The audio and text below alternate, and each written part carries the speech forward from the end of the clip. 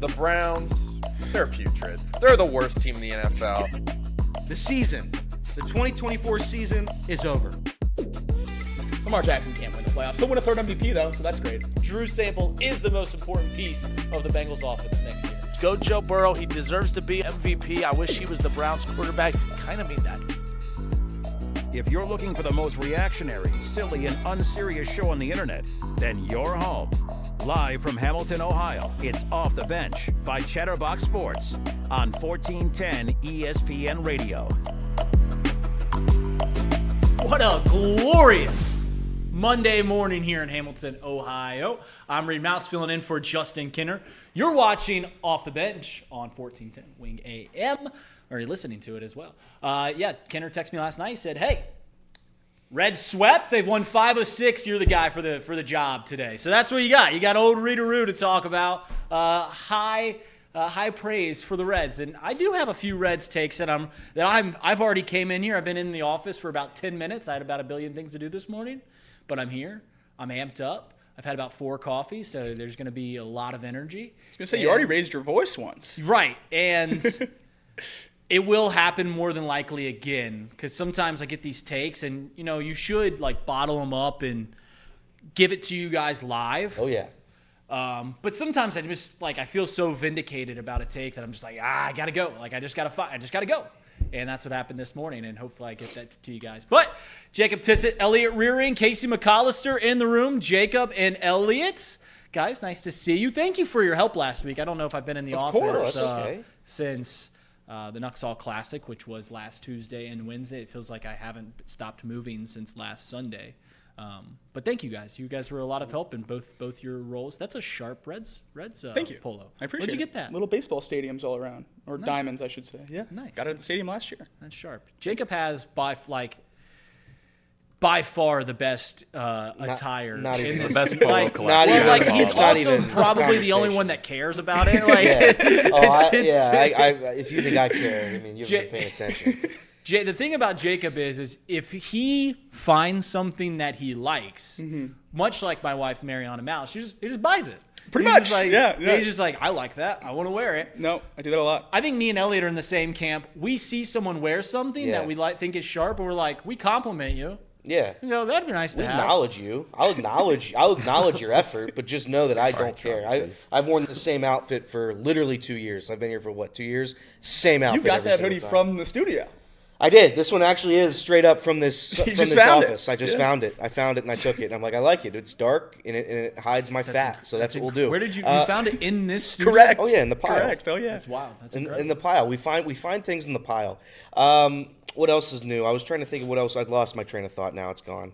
It was a good weekend though. It was a good weekend. Better weather for the first time in a while. So that was good. The flooding by my house is down, but I will say, and again, I'm not a complain guy. Everybody in here knows I've never complained. I've never complained one time ever.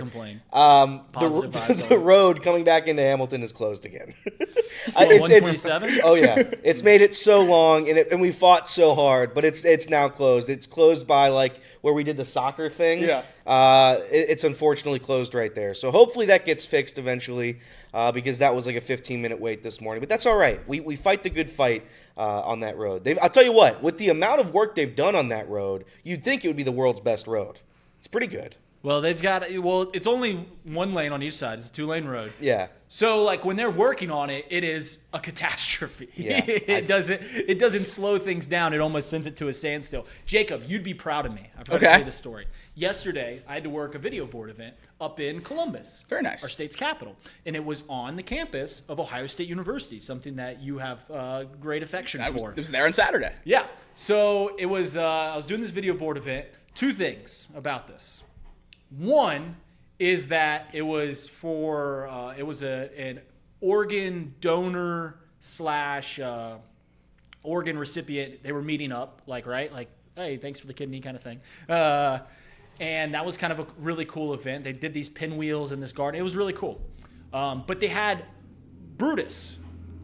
They had the mascot all over this event. And there was 3 to 4 times where I could have ran him over with my truck.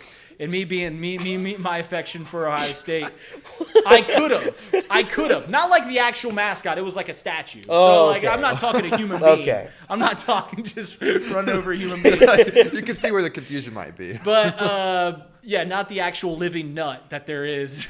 That's something else. And I think I appreciate every time that. I got someone's. I was like, hey, can you move Brutus? And every time I'd make the joke, I'm a Michigan fan, which I'm really not, but I'm a Michigan fan. I could have ran him over, and it got a good ha-ha. Also, right next to us, there was a run, and I like to run. Yeah. There was a race, and they ran into Ohio Stadium. Yeah. And they finished on the 50-yard line. And boy, what a mockery I would have made if I was in a part of that. I was like, oh man, it's right there. I could Could've just snuck in. Could have just joined in and done cartwheels out on the. Could have planted a flag. Could have done a Baker Mayfield. You would've gone to Ohio. Oh, Yeah. that would have been so good. But it would have been good. Jail. Casey, you've got a nice haircut. I saw you last week, but the haircut you still look dapper. Well, thank you. Yeah, I thought I would clean up and look presentable. Saw myself in that photo that we took for Prasco Park, and thought, man, I really need to shave that lip off there. So that's what I did, and I'm enjoying it quite a bit. Watch some wrestling. You watched some WWE. wrestling? Yeah. Was there a pay-per-view over the weekend? No, just on Friday some night. SmackDown. So SmackDown. And this is the last, I think, WrestleMania this Monday before. WrestleMania's the end of this week. Yeah, so I'm excited for that. I cannot wait to see Jey Uso just get absolutely pummeled by Gunther. I'm so excited for John Cena to just finally win the championship. Oh, this weekend. Is he still the villain? He's still the heel. He's not still a Casey's villain. villain. But he's not my villain. He's Casey's actually my good hero. Okay, I see. What's funny about wrestling is we have this joke about Casey. He's like, yeah, I watched the game last night. And what he does is he actually just watched the live stats, which isn't watching the game whatsoever. He's just keeping up with it. And when I was a kid, now you can just get like a Peacock subscription or a WWE Network subscription, and you get to watch all the pay-per-views. When I was a kid, if you wanted to watch, they had a monthly pay-per-view. If you wanted to watch it, you'd had to convince your parents to pay $50 once a month, or WrestleMania was like $100. And obviously, can you imagine if I went up to, you guys don't know my dad that well, but if I went up to my dad, hey dad, can you pay $100 so I can watch WrestleMania? Like, I mean, he would have called me every name in the book. And I had to, the first, like, when I was a kid, you would get on WWE Network or WWE.com, and they would give live updates of every pay-per-view. So Sunday night, when it was pay-per-view days, No Way Out, Outlash, New Year's Revolution, Evolution Chamber, all that stuff, Elimination Chamber, I would literally be on my like home computer like, oh man, John Cena beat Randy Orton. Oh man, Edge retained the Intercontinental Championship, and I would just be waiting for it, and then they would have like a one shining moment at the beginning of Raw on Monday night. But yeah, it was just the biggest storylines. I just literally never watched as a wrestling fan as a kid because I just had to watch on WWE.com. But Casey, I'm glad you are fully getting into the wrestling. There's a Venn diagram of Chatterbox fans and wrestling fans. It's very close to a circle. Which is awesome because I don't think there's a single person in Chatterbox that likes wrestling. No. Yeah. I was who was it last or on Chatterbox Reds? They were talking about Bret Michaels, who is not a wrestler. Bret Michaels is the lead singer of the band Poison. Okay. And someone put in the chat like something about looking like Bret Michaels, and I think Kirby and Trace went on about a 5-minute rant about how they don't watch wrestling, and it had nothing to do with wrestling. They were thinking of Shawn Michaels, and it was Bret Michaels, the singer in reality TV show. Shout out Rock of Love from VH1 days, and they just had no idea. I think just know so many things. my sister was a big Rock of Love fan. Okay. I mean, that noggin over there is just full of information and details that you really will have never have an opportunity to use. You think that I would be more useful in life. It's just like baseball back to 1920 in pop culture. Right. It's pop History culture. too. Don't forget that. Yeah, history for sure. I am very curious. I don't like doing like homework and stuff like that. But like every once in a while, I just like, I don't know if you guys are ever out and you'll just see a building and you're just like, huh, what's the history of that building? And I'll look it up, and I just now know a little bit about some random building in Cincinnati. Like in Columbus, I was learning about the Wexner Medical Center, and I was teaching my wife about Les Wexner, who is the guy that owns all the clothing brands, and that's why Easton Mall's in Columbus. We went to Easton Mall. All right, let's get talking about sports. As you can tell, I've had way too much caffeine this morning. We're going to take a short break. When we come back, we're going to have headlines, and we're going to really settle in. It's a glorious day. The Reds. It was doom and gloom a week ago today, and now they've won 5 of 6, including a sweep over a division rival. We'll be right back on Off the Bench, 1410 Wing AM.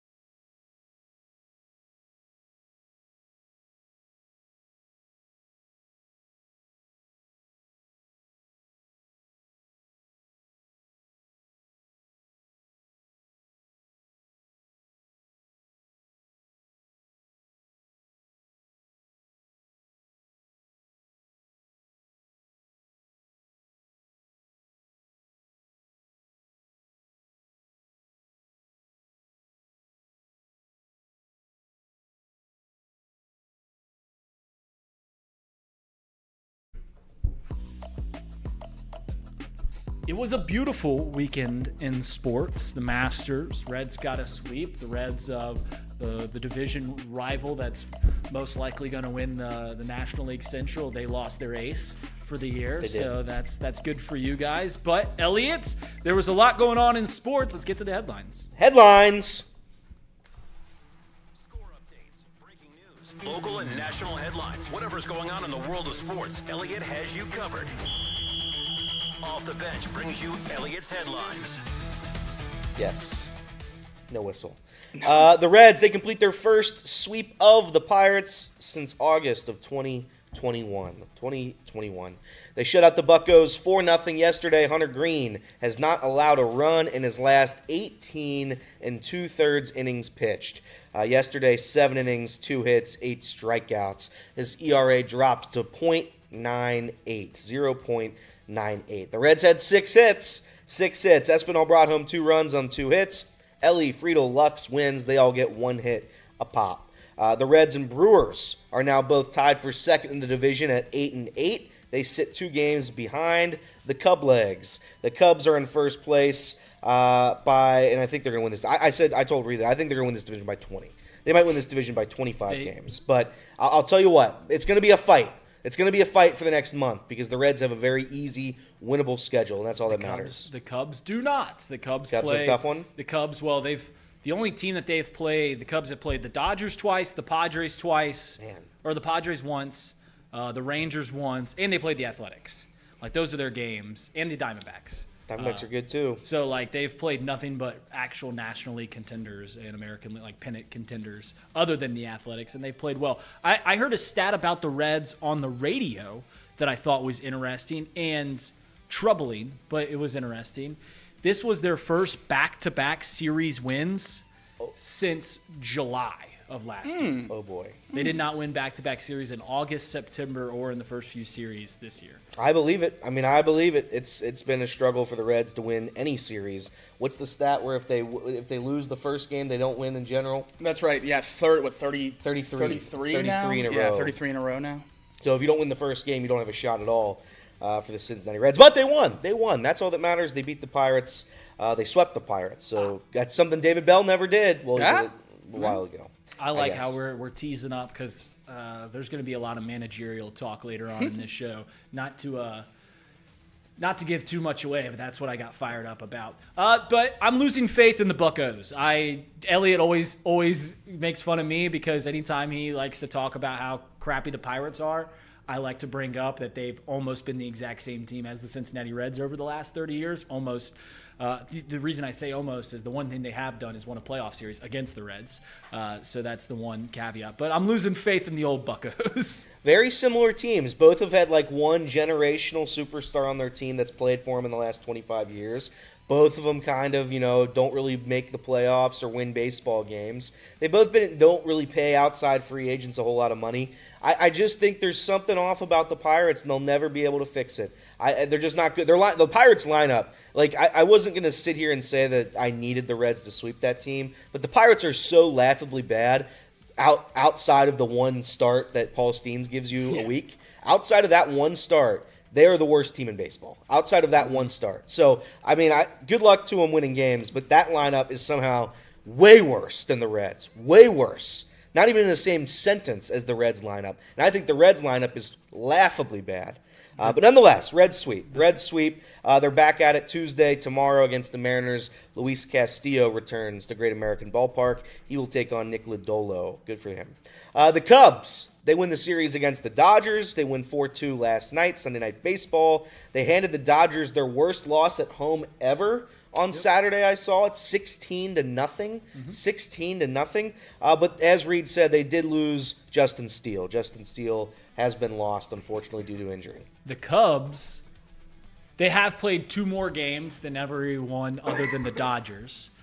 They lead the league in scoring. They've scored 116 runs this year. The next closest team is the Yankees with 95 runs. They've scored 20 more runs than the second closest team. And you're looking at teams in the Central.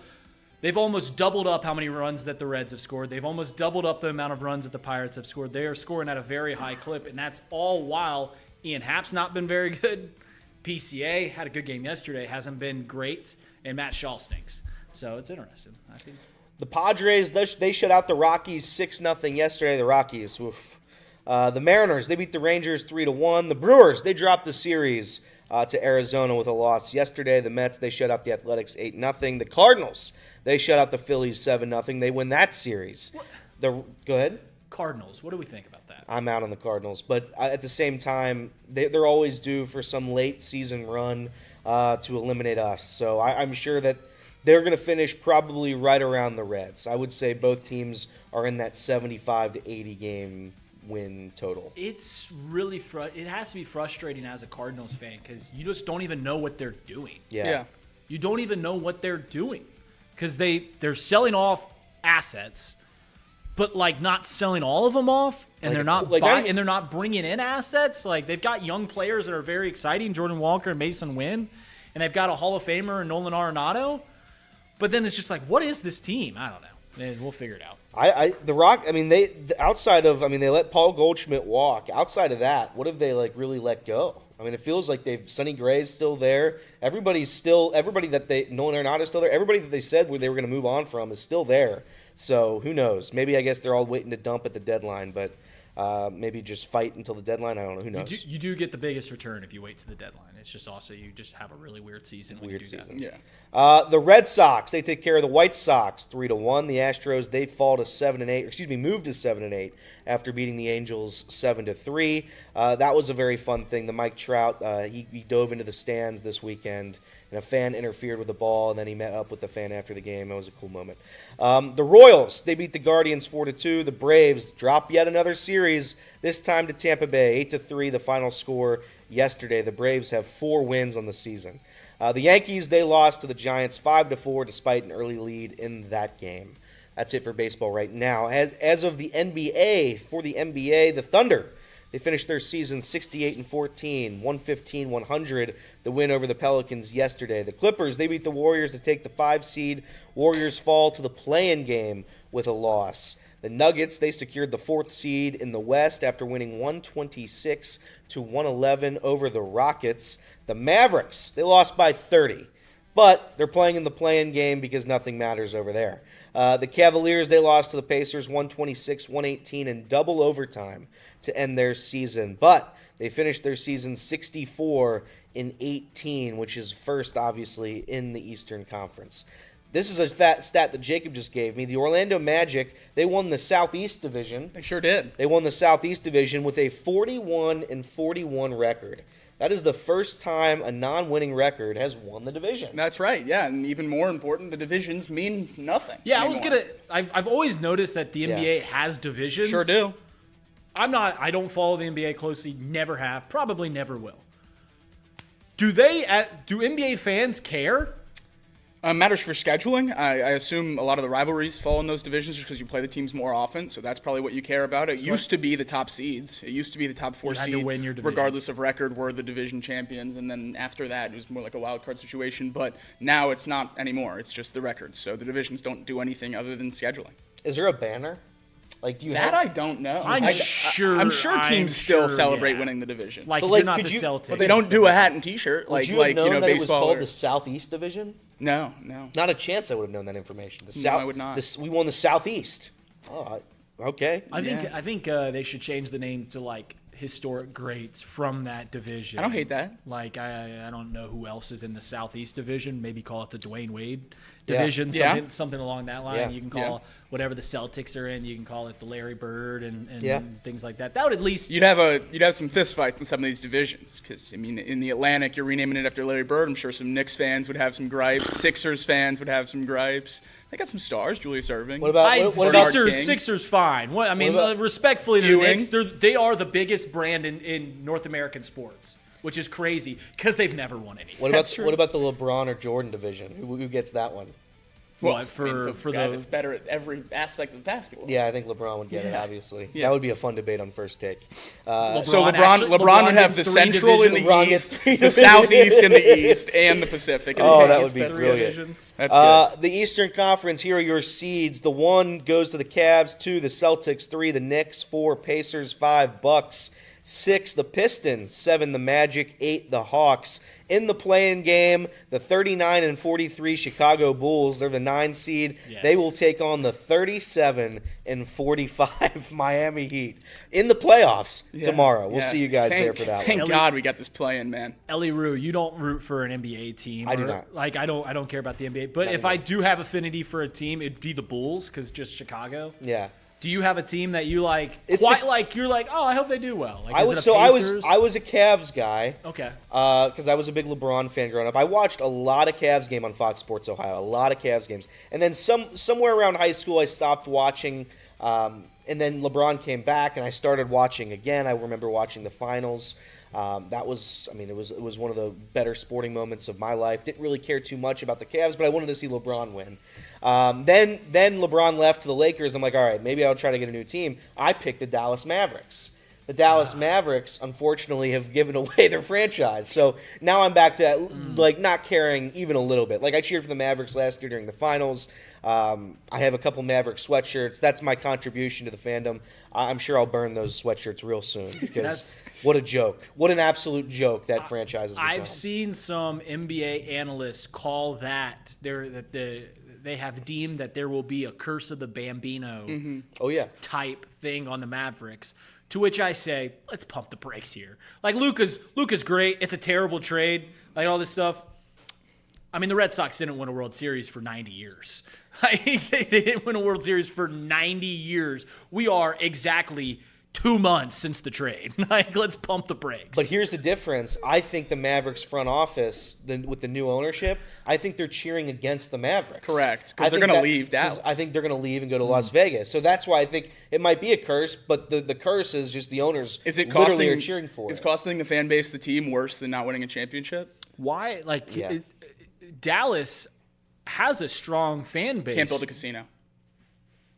The ownership wants to build a casino attached to the stadium. You can't do it in Dallas because they haven't passed mobile gambling. So they're trying to move it to Vegas and then make the expansion team fill Dallas. Okay. That's the rumor, at least. Okay. Makes sense. But- Makes sense. It's all coming together. Speaking of the Western Conference and the Mavericks do make the postseason. They come in at the 10 seed. They are 39-43 on the young year. I don't know what they were when they traded Luka. I didn't look that information up. But 39-43, they make the postseason. They're playing the 9-seeded Kings. The 9-seeded Kings. Yeah, I'm glad. I'm glad the Mavericks and the Kings are playing for that playing spot because how could you know through 82 games, who's better? It's almost like the Warriors and Grizzlies are 48 and 34, and those two teams are 2 and 3, 4 games below 500. Yeah. The Thunder, 1 seed, 2 seed Rockets, 3 seed Lakers, 4 seed Nuggets, 5 Clippers, 6 Timberwolves, 7 Warriors, 8 Grizzlies, and then the rest. So those are your NBA playoffs. NHL season, I think, has 2 more days left, 2 more games left for each team. So that will wrap up here shortly. Heading over to the Masters to round out headlines. Rory, he completed it. He completed the career Grand Slam with the win at the Masters.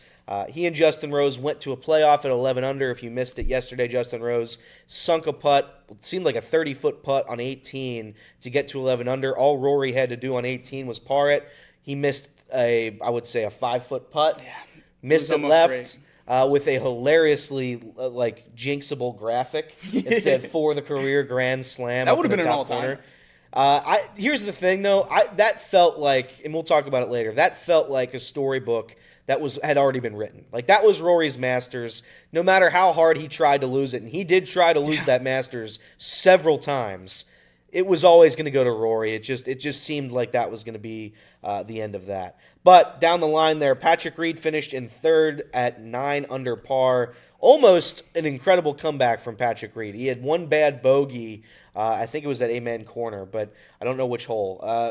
But 1 bad bogey. He again holes out on 17, almost does it on 18. Finishes in third. Scotty Scheffler came in at fourth with 8 under par. Maybe the quietest 8 under par you'll ever see from Scotty Scheffler. Bryson. As for the Bryson heads like myself, he started the day 2 back of the lead at 10 under par. He finished 7 under par, a tie for 5th with Sungjae Im. Who I don't think we saw a single shot from all weekend. Not one shot. He finished tied 5th. Yeah, I mean, it is interesting. Like, I had some money on Shane Lowry yesterday. And for those of you who paid attention to the Masters broadcast, Shane Lowry wasn't showed one time. And that's because he shot 7 over par yesterday. So it's like, well, if your golfers aren't shown, you don't have a shot on the broadcast. But they asked Shane Lowry about Rory and then the run he was on and his little post-round interview or whatever. And he was like, I'm not talking about that. I just played a terrible round. I just lost a ton of money. I have no interest in talking about Rory right now. I wish we got some time in between the round and interviews so I could collect my thoughts. Thought that was kind of funny. Obviously, 2 Irish guys grew up together, and now that was the first interaction on the green right afterwards. So obviously it felt great for him. But it is always, tough, especially at these major tournaments when they just throw these guys right to the media after shooting, +7. Yeah. That's such a tough place to be. But speaking of tied 5, Ludwig Aberg, double bogey on 9 to fall out of the tied 5, cost him $514,000. A collapse on the 18th hole. So we did a board event at Liberty Center on Saturday showing the Masters. Mm-hmm. And if you guys have watched this show long enough, you know that I don't really have a whole lot of affinity for golf, which is funny because that's my dad's profession, was taking care of a golf course. I used to play, don't play much anymore. I asked my friends and our bosses, both. Okay. Because we were showing the Masters all day at Liberty Center. This was a genuine question that I had for them. I said, hey, guys, where can you watch the Masters? Like, where do I turn on the Masters? What time does it start? And one of my friends said, Amazon Prime, messing with me. Completely messing with me. I bought an Amazon Prime subscription. No! Oh, yeah. Just fully bought it. You didn't have an Amazon Prime subscription? Oh, Readeroo. And I'm literally at Liberty Center turning it on. I'm looking around. I'm like, this just isn't on Amazon Prime. So I text again. I was like, hey, where can I find it? And they say, it's not on Amazon Prime. So then I text the boss, like, oh, guys, please don't make fun of me. I said, Trace and Sean, please don't make fun of me. Where can I watch the Masters? And they said, masters.com. That's right. So I turned it on, and it was right there the whole time. And they say it's like broadcast coverage starts at 2 or 3 or something like that on CBS. So then at that time I turned on. And that was the first time in my life that I had turned on the Masters. Yeah, it's like March Madness. Masters and March Madness both have their own apps where they stream everything. So, that's tough. Really, actually really funny if you think about it. That I was putting myself out there and be like, hey, I know this is funny as a grown adult male I used to play golf like 3 times a week. And I just the only time that I think the last time I watched it was when Tiger won. but I once again did not turn it on. I was just somewhere that it had on. So the other funny question, and this is me as being a host of a sports talk show today, me just like letting you peek right through the mirror and show you how much I do not know ball when it comes to golf. This was a serious thing that I also had. I didn't know that it was twosomes when they played. Oh. I asked my friends also, is it normal that they play in twosomes and not foursomes? And they say there is literally never a foursome. Not once. It's literally never a foursome in the PGA Tour. Sometimes you get a threesome. Sometimes you'll get three of them out there. I think the U.S. Open maybe. In Augusta, if they have someone left over, the best member plays with him. Picks up within 8 feet, but the guy that played yesterday I forget who he played with, but played the whole round yesterday. You have to pick up within 8 feet so you don't slow it down, but they let their best member play. So yeah, that was another thing. As I was like, because I saw that on Saturday, whatever the pairings were, I was like, they only got two out there. Yeah. Is it normal? Is this something that only the Masters does? Oh yeah. And they said no, it's something that literally happens every round of golf. Other than the U.S. Open, they do three. Damn. Well, listen, as long as you figure it out eventually, that's all that matters. Because the Masters app is very, very good. It's a very, very good app. Is for next year, we got to remember that because I'm hoping. Did they do the thing this year where you could watch every player, every shot this year? It wasn't live, okay. But after they hit the shots, you could watch the replay after they put the videos in. So it was pretty good. I knew that had been a thing on Mastodon. I just forgot about it when I asked that question. And I've wanted this feature on MLB TV for years now. I want to watch the Cubs game, but I also want you to give me a split feed anytime that I pick like a certain number of players. Like anytime I pick Shohei Ohtani. Anytime Shohei Ohtani comes up to the plate, you can switch to his feed or like get me up in the corner. I want to see Shohei Ohtani hit. Anytime Paul Skeens is on the mound, I want to see Paul Skeens throw a half inning just to like in the top right corner. So I think that'd be fun. I think that would be a good way to get people into baseball, but neither here nor there. I know the Masters.com Masters app does that. I'm all for it. I watched on ESPN Plus a little bit too. Because that was something I didn't know it was going to be on ESPN Plus, but you could watch like the groups and the Amen Corner and all that stuff. Yeah. But those are your headlines. All right, we'll wrap this up and we'll start talking about the Cincinnati Reds. 5 of 6. They got a sweep over the Pittsburgh Pirates, and later on in the show, we're going to be talking about something that seems to always be a trending topic when I'm on the show, and that is talking about the Cincinnati Reds manager. Today, I have a take that I feel pretty passionate about, but we'll get to that later. We're going to take a short break. We'll be right back here on Off the Bench.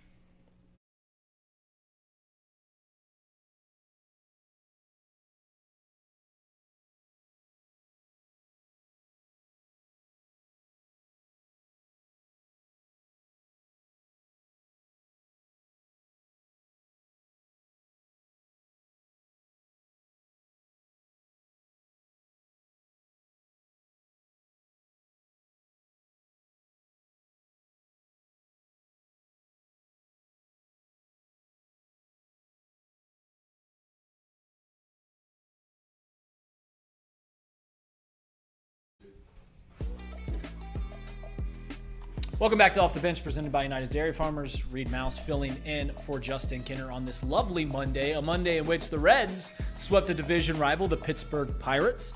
As Elliot sometimes likes to say, you take out the trash, right? That's right. You got to take care of the teams that are below you, and that's exactly what the Cincinnati Reds did this weekend. They've won 5 of 6 in working with everyone at Chatterbox over the last week in Mason at Prasco Park. I would have thought that the Reds were doomed for a 110-loss season. That's where vibes were, and it was understandable at the time.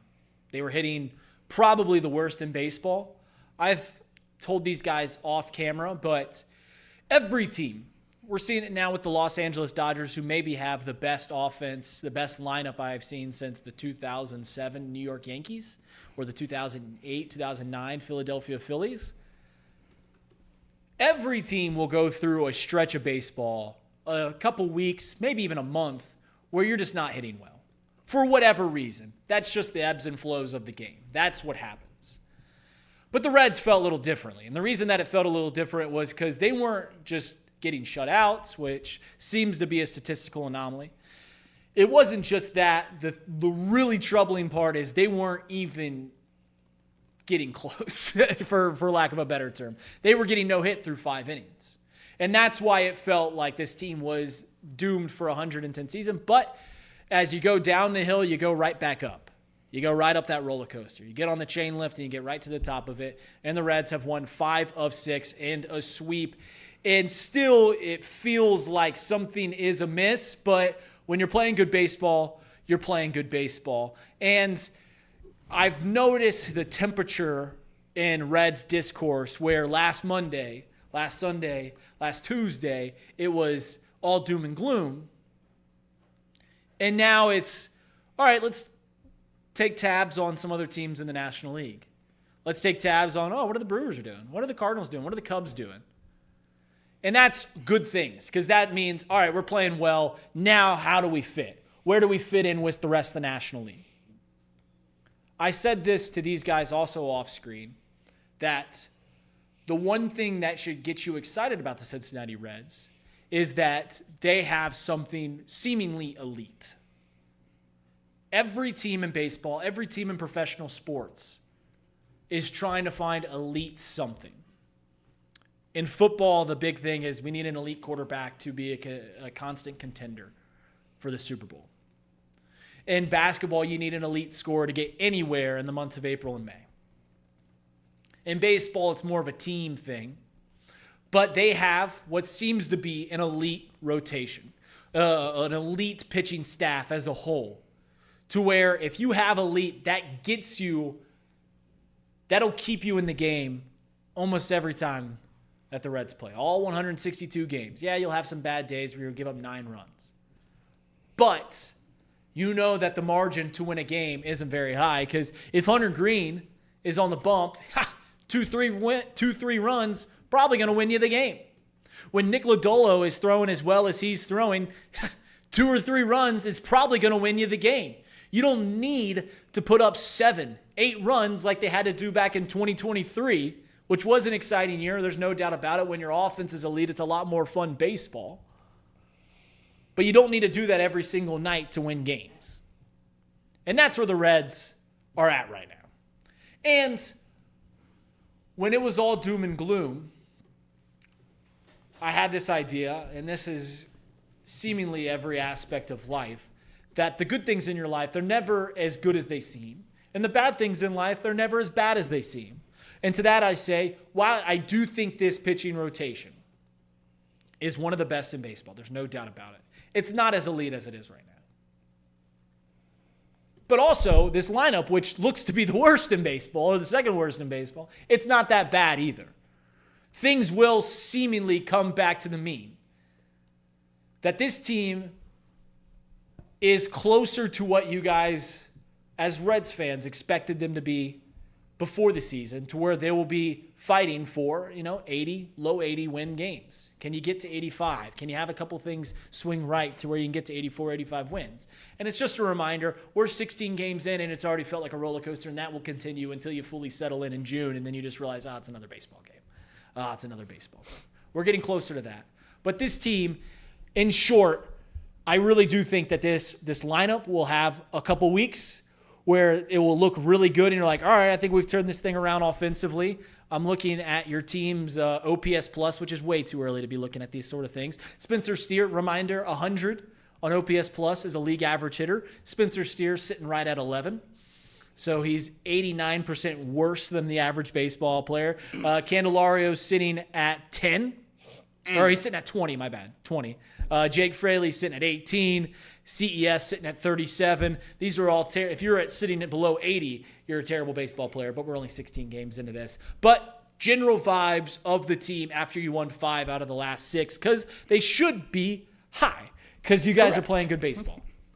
Yeah, I think that's where the lack of overall optimism from the guys in these 2 chairs come from. But off a 3-game, sweep against the Pirates, it's hard not to be. We talked about it on Friday when we had, the show, and that was, we needed this. We needed the sweep. I mean, obviously a series win is a series win, and that'd be great. But we mentioned on Friday how important sweeping this would be to get, the vibes back in and to prove that, hey, we aren't, on the bottom of the National League Central. We are a level above the Pirates, and I think they proved that this weekend, and that's very, very important. But I'm still just not seeing a lineup that I consider a contender. And, maybe it's good enough that we can have fun this summer with how good this pitching staff is. But I have a hard time, with those numbers you just read right there, believing that this lineup, top to bottom, is good enough to be a contender if this pitching staff isn't the best in baseball all year long. If they're the best in baseball for 162 games, sure, maybe this team can be, a playoff team. But, as Reed said, every team goes through droughts and highs and lows.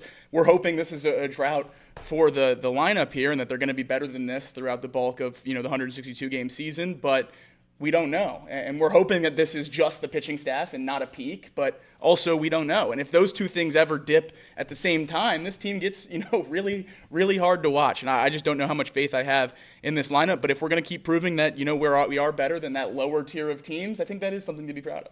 The lineup that was supposed to be here to start the season would have this team in the playoffs. The issue is when you don't have Tyler Stevenson, when you don't have Austin Hayes, when you don't have Spencer Steer healthy, right? And you go down the line, and it's just not a healthy lineup. We've lost Matt McClain way too early. Way too early. I know he's going to be back sooner than later, but way too early to have an injury to Matt McClain. They can't afford to not have the guys that Krall gave them. You can't lose a guy. The Dodgers, they can lose all their guys and be fine. The Reds can't. They can't lose a single player. And they do, and they've lost. And they've lost them all. So that's why when we talk about what your expectations are for the lineup, it's all with an asterisk because it's not the lineup yet again, for the third straight year that we thought it was going to be heading into the season. So am I happy that the Reds swept the Pirates? Of course I am. They did their job. But I'm not gonna sit here and throw a party because they beat one of the world's worst teams, one of the world's worst franchises, when you didn't have to play the only good player that they have. They have one good player. They have maybe two if you count O'Neal Cruz. They have two good players. Outside of that, they don't have anybody. Well, I'm just saying, if you start belittling a sweep, and that's what you're doing, you're belittling the team that you swept. If you start doing that, then I'm just telling you right now that you're not going to have a fun summer regardless. Well, no, but yeah, and that's probably how it's going to be for me anyway. But it's, I'm happy they swept the Pirates. They did their job. We have the Mariners up next. It's going to be a tougher series. They have very, very good pitching. But again, not a whole lot of offense from the Mariners. So we'll see if the Reds are able to take care of business. They have to win these series. Like that's where I know I'm belittling it. But we have in about a month. You play like the Cubs twice. You play the Dodgers. You play like 9 different elite teams in a row. Thanks for calling. So if you don't take care of business now, you're not going to have a chance in a few months. So in their last 8 games, the Reds are 6-2. Okay. Last 8 games. Of those 8 games, 5 of those games are against really good baseball teams. The Giants and the Brewers. And they've won 6 of 8. The majority of their last 8 games are against top teams in the National League. And they've won 6 of 8. So don't belittle it. 6 of 8, but the 3 of those 6 came against one terrible team. Okay, well you won those games. You did, and like that's the caliber team that we're gonna sweep, though. I know, but we're not gonna go out there and. That's also a team that was projected 5 games better than you guys. Yeah, that's fair. I just think that as the season continues and we unravel and we find out who this lineup is, because I know we were talking about the lineup's not as bad as the lineup is as bad as you thought. They were bad last year. They were bad this year, and it's because the Noelvi Martes, the Will Bensons, all these guys, those 2 guys were supposed to be great last year. Well, then he does steroids, and then Will Benson's not the player that he was in 23. And all these things, you're expecting so much of the guys that were good for half a season in 2023. Maybe it's not meant to be for all those guys, right? I'm not writing off the careers of anybody. I'm just saying that to rely on CES to be somebody that he's not is silly. You're relying on Jamier Candelario to be something that he's not. It's silly. We have the answers to the test. You just didn't want to look at it. You were trying to be honorable. You were trying to ride with the guys that you had, and it's not working. The pitching staff's great. The pitching staff's absolutely phenomenal. For whatever doubt anybody had for the pitching staff, those have been absolutely squashed. Ian Jabot, since blowing opening day, has been a good pitcher. Every pitcher in the bullpen, I think outside of Sam Moll, has had a damn good season. The starting pitching staff's been incredible. Nick Martinez has struggled the most out of the guys that we've had. But still, everybody's done their job on the pitching side. It just comes down to the lineup. And it's why I made fun of, Justin Kinner was like, well, Elly has to do more. Elly has to do this and that. Elly can't be responsible for all 9 spots in the lineup. He can't be. He can't be. Somebody else eventually is going to have to step up. If you look at the numbers right now in this lineup, if you just take a gander at them, you're going to laugh because they're horrible. So this is where I'm trying to give positivity towards the lineup. Is there one player besides Jose Trevino who is hitting better than expected? Does Austin Wynns count? Okay, we can throw your catchers. We can throw your catchers. No. And by the way, you're getting a major improvement there offensively too. Maybe. When he comes back. Tyler Stevenson. Well, I'm just saying, Jose Trevino is going to go back to being Jose Trevino at some point. We haven't heard a time frame, though, on Tyler Stevenson, okay. So it's like... But I'm just saying, CES, is he hitting better or worse than expected? No, much worse. Much worse. Much worse. Matt McClain's gone. He was hitting better than expected, I think, or at least on right around there. Right, he's right there. Elly De La Cruz, I think, even though he has 17 ribbies, he's hitting marginally below where I think you want him to hit. Correct. He's getting on base 28% of the time right now. That's not good. That's got to improve. Jeimer Candelario, significantly worse than what you expect from him. Significantly worse. Gavin Lux, TJ Friedel, Jake Fraley, Spencer Steer, maybe Santiago Espinal. Santiago Espinal is probably hitting on par with where he's at, and that's just being quite frank. He's hitting on par with where you expect him to be. But every single hitter in this lineup is below where you thought they were going to be.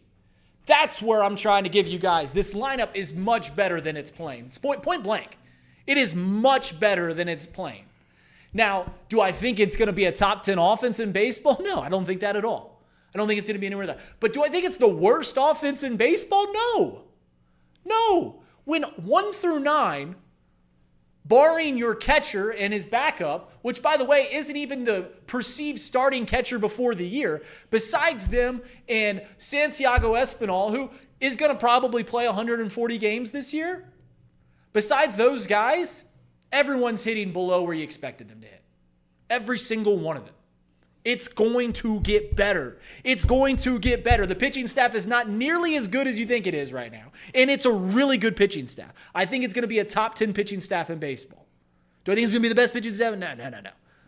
No. The Dodgers are without 3 aces, and they still have the best starting rotation in baseball. And this lineup is nowhere near as bad as it's playing right now. It will get better. I want to believe you. I want to believe you. I've seen it before, and if we don't have the guys healthy, like Spencer Steer, do we expect Spencer Steer to improve given the fact that he's injured still and he's playing through the injury? It would take a rehab probably. Correct. You'd have to go to IL. But then you have to take away from the lineup. Right. That's already not good. We have Blake Dunn, Jacob Hurtubise on this roster for God knows what reason. I guess a defensive replacement. You have to have somebody in the outfield when someone needs a break. But the lineup, I understand what your point is. I get it. And to your point earlier, it's when you have a good pitching staff, you don't have to score 10. Nobody's asking the Reds to be what they were in 2023 offensively. Nobody's asking for that. I'm asking for a little bit of competitive at-bats. That's what I'm asking for. CES's at-bats have been terrible. Jeimer Candelario, it's just uncompetitive. Jake Fraley is the starting right fielder of the Cincinnati Reds. He can't hit a fly ball farther than 200 feet. That's what you're dealing with right now. And I get your point. They're all not going to be this bad. CES isn't going to hit 140 all season long. I have a hard time believing Jeimer Candelario, despite what this entire city thinks of him at this very moment, he's not going to hit 130 for the entirety of the season. Right. But eventually, and it's been my issue with for 3 years, 4 years now, the consistency of the team. They haven't played complementary baseball in 5 years. They just don't do it. So the pitching staff, sure, is that going to come down to fine level? Maybe, but it's probably going to be right around the time the offense finds level. And it's still, who knows? Maybe that's a good thing. I really don't know. But I'm hoping the pitching staff stays as good as it is right now, because if they revert back to, who knows, the 2023 pitching year, if that's the case, then the Reds really have nothing, because the offense would still be bad and then the pitching would be bad. You are right that the Reds have not played complementary baseball for a long period of time, and I'm not even going to begin to list the years or anything like that, but it has not been good. But the simple fact of the matter is, at this very moment, 16 games, right? 16 games into the season, 1/10 of the way, 1/10 of the way into the season. Your offense has played worse than you could have ever imagined. Worse than you could have ever imagined. And you played decent teams in that 16-game stretch, and your pitching staff gave you the opportunity to get to 500 baseball. That's the kind of stuff that competitive teams do. That when something is amiss, this is why we always talk about the Cardinals. And why in football we always talk about the Steelers, where if they don't have good quarterback play, they still find a way to get 500. They still find a way to get past that. The Cardinals, we don't know what the heck they're doing. I bet you by the end of the year they'll have 80-plus wins on the board. And this Reds team, while the offense is playing worse than you could have ever imagined, they're at 500 baseball because the pitching staff has been that incredible. Now that's going to come back a little bit. But the offense is going to come up. Look at this lineup. And while we don't know what CES is, while we don't know what Noelvi Marte is, while it seems like Jake Fraley is toast as a professional baseball player, while TJ Friedel is into his 30s, you look at two guys that are the worst hitters on the team right now, in Jeimer Candelario and Spencer Steer. And through their combined years in baseball, Jeimer Candelario has played almost 10 years or 10 years plus in Major League Baseball. And he is, for better or worse, he has an OPS plus of right at 100. He is a standard hitter. He will give you competent at-bats at some point this year. Similar to what he did last year, where he had a good 2-month stretch. Spencer Steer, I like to rip on him more than probably anybody else in Southwest Ohio. Probably more than anyone else in the 513 area code. He is going to, when he gets healthy, he's going to give you major league at-bats. And if those two guys alone give you to what they have been throughout their professional career, this offense is a decent amount better.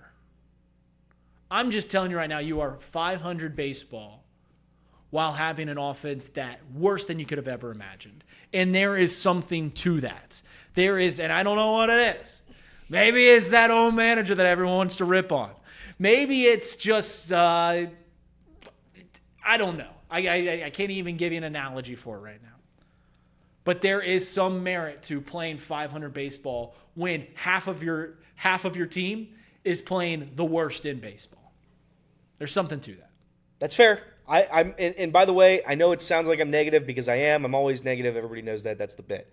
I'm just saying that when I watch this team every day, and I watched the team last year, we knew that the offense was going to be a problem. We knew that. We knew that was going to be a problem, and they didn't fix the problem. That was my thing. So they're going to get better than this. Reed's right. But how much better is good enough to make the playoffs? Because that's the end goal, and we don't know. But that's up to the manager, I guess. It is up to the manager. And speaking of the manager, it's really funny because I tweeted this out yesterday, and it was seemingly a subtweet to, I don't know if it was yesterday or 2 days ago. I seemingly subtweeted everyone at Chatterbox about because we've had many, you two and me have had many conversations about last year, about David Bell and the manager, and the seemingly consensus from most people at Chatterbox is that managers don't matter. And that is, as a whole, a statement that I just couldn't disagree with more. And I've got a fiery take when we come back on Off the Bench, presented by United Dairy Farmers.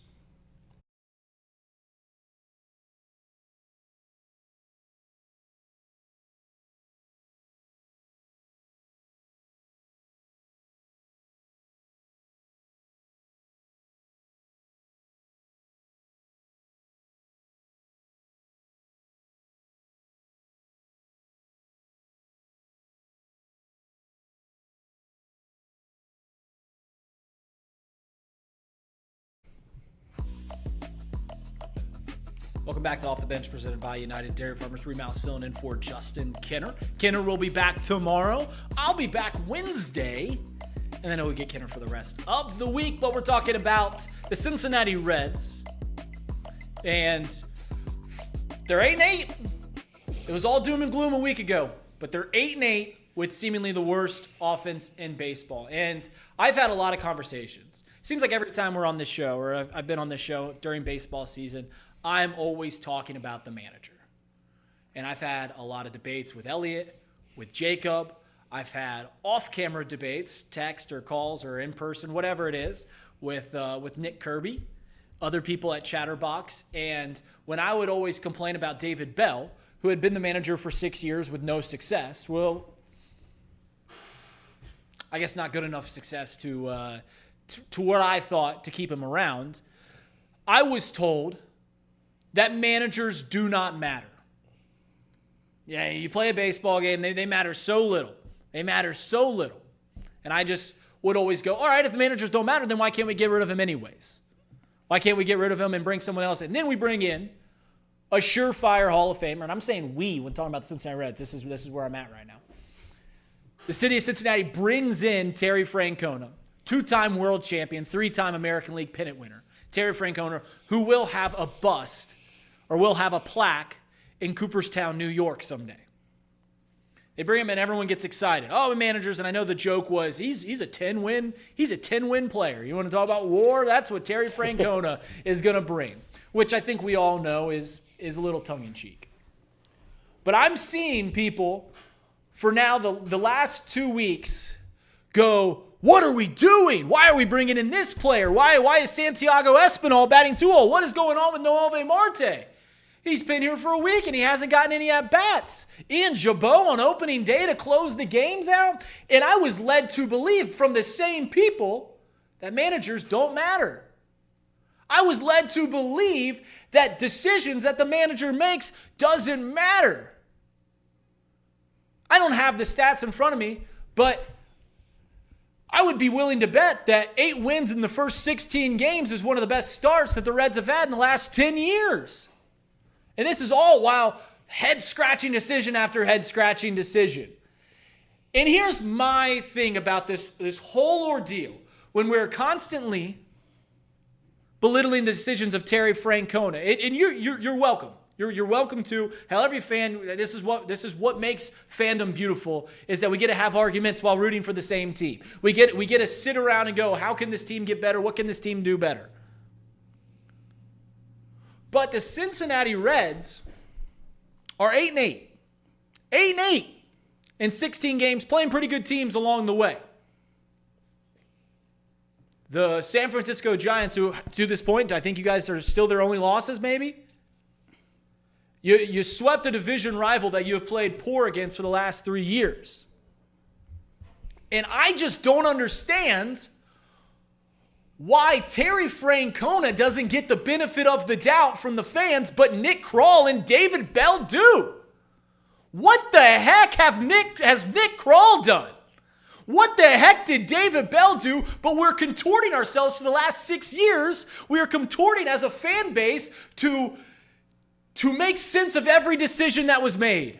This is why this player played in this scenario. This is why Nick Krall went out and traded for this guy or signed this guy. This is why it makes sense. And I get where it comes from. It's analytics. It's something that you are familiar with. But when someone comes in and does something completely different, it's uncomfortable to you. And you don't like it. But here's the point. Why doesn't Terry Francona not get the benefit of the doubt that Nick Krall and David Bell do? Terry Francona's only won his entire career. And yeah, you can say that he did it with the Boston Red Sox. But should I remind you what the Boston Red Sox were before Terry Francona got there? They hadn't won a World Series since 1917. And they won one in 2004. And they won again in 2007. And then he goes to another perennial loser. The Cleveland Indians, now the Cleveland Guardians. And what did he do there? Won American League pennants. Terry Francona is also responsible for breaking the 2 longest curses in North American sports, the 2 longest title droughts. One just happened to be for the other team. But regardless, so I just don't understand why he comes here and we are now led to believe that all these decisions are wrong. So let me lay this out because I'm kind of losing track of what I'm trying to say here. I was told preseason that managers don't matter, or they matter very, very little. And here we are, 1/10 of the way into the season, and every single night we are fired up about some decision that the manager makes. I was told they don't matter, so why are you getting so worked up? And then the decisions have led the team to a 500 record, which I think in 2019 they were 3-22. Last year they were 9-7. Last year they were 9-7. I knew that. I looked this up last year. They were 9-7 before a terrible May. Yeah. Before a terrible May. But other than that, what have they shown? And I don't count 2020, unless you won the championship or the National League Central. But I just don't understand. And help me understand if you're here. I know it's different. I know it's an old school way of baseball. But there's a reason that old school and new school feel vindicated in their decisions. New school, analytics based, it's winning for a lot of teams. And you get math to back up your decisions. But hasn't Terry Francona at least deserved a little bit of the benefit of the doubt? Right? Like, we're 1/10 into the season and we're questioning every decision he makes. We're on Twitter up in arms about every single little thing. And it's coming from the same people that told you that managers don't matter. So I'm just at a loss here. I don't know what you guys' opinions on that is. I think the weirdest point to me that the whole season has been, I guess, kind of what you're saying, is where it's like you can't criticize Terry Francona because he's had success elsewhere. We talked about it this whole last NFL head coaching cycle. It's like, do you want the Bill Belichick's? Do you want the Mike Vrabels? Do you want that old guard of coaching to come in when we have so much new analytics and everything like that along with this team? I don't know. There's certainly an argument for both sides, and you can say what you want about an 8-8 record and having us in contention. We talked about it on Friday.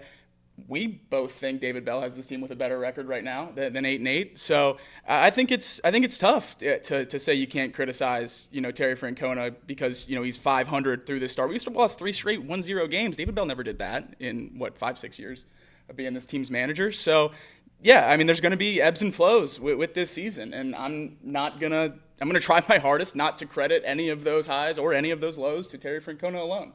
My whole thing with David Bell was I didn't want to blame him for last year. I didn't want to blame him for not having a starting pitcher for the last month of the season.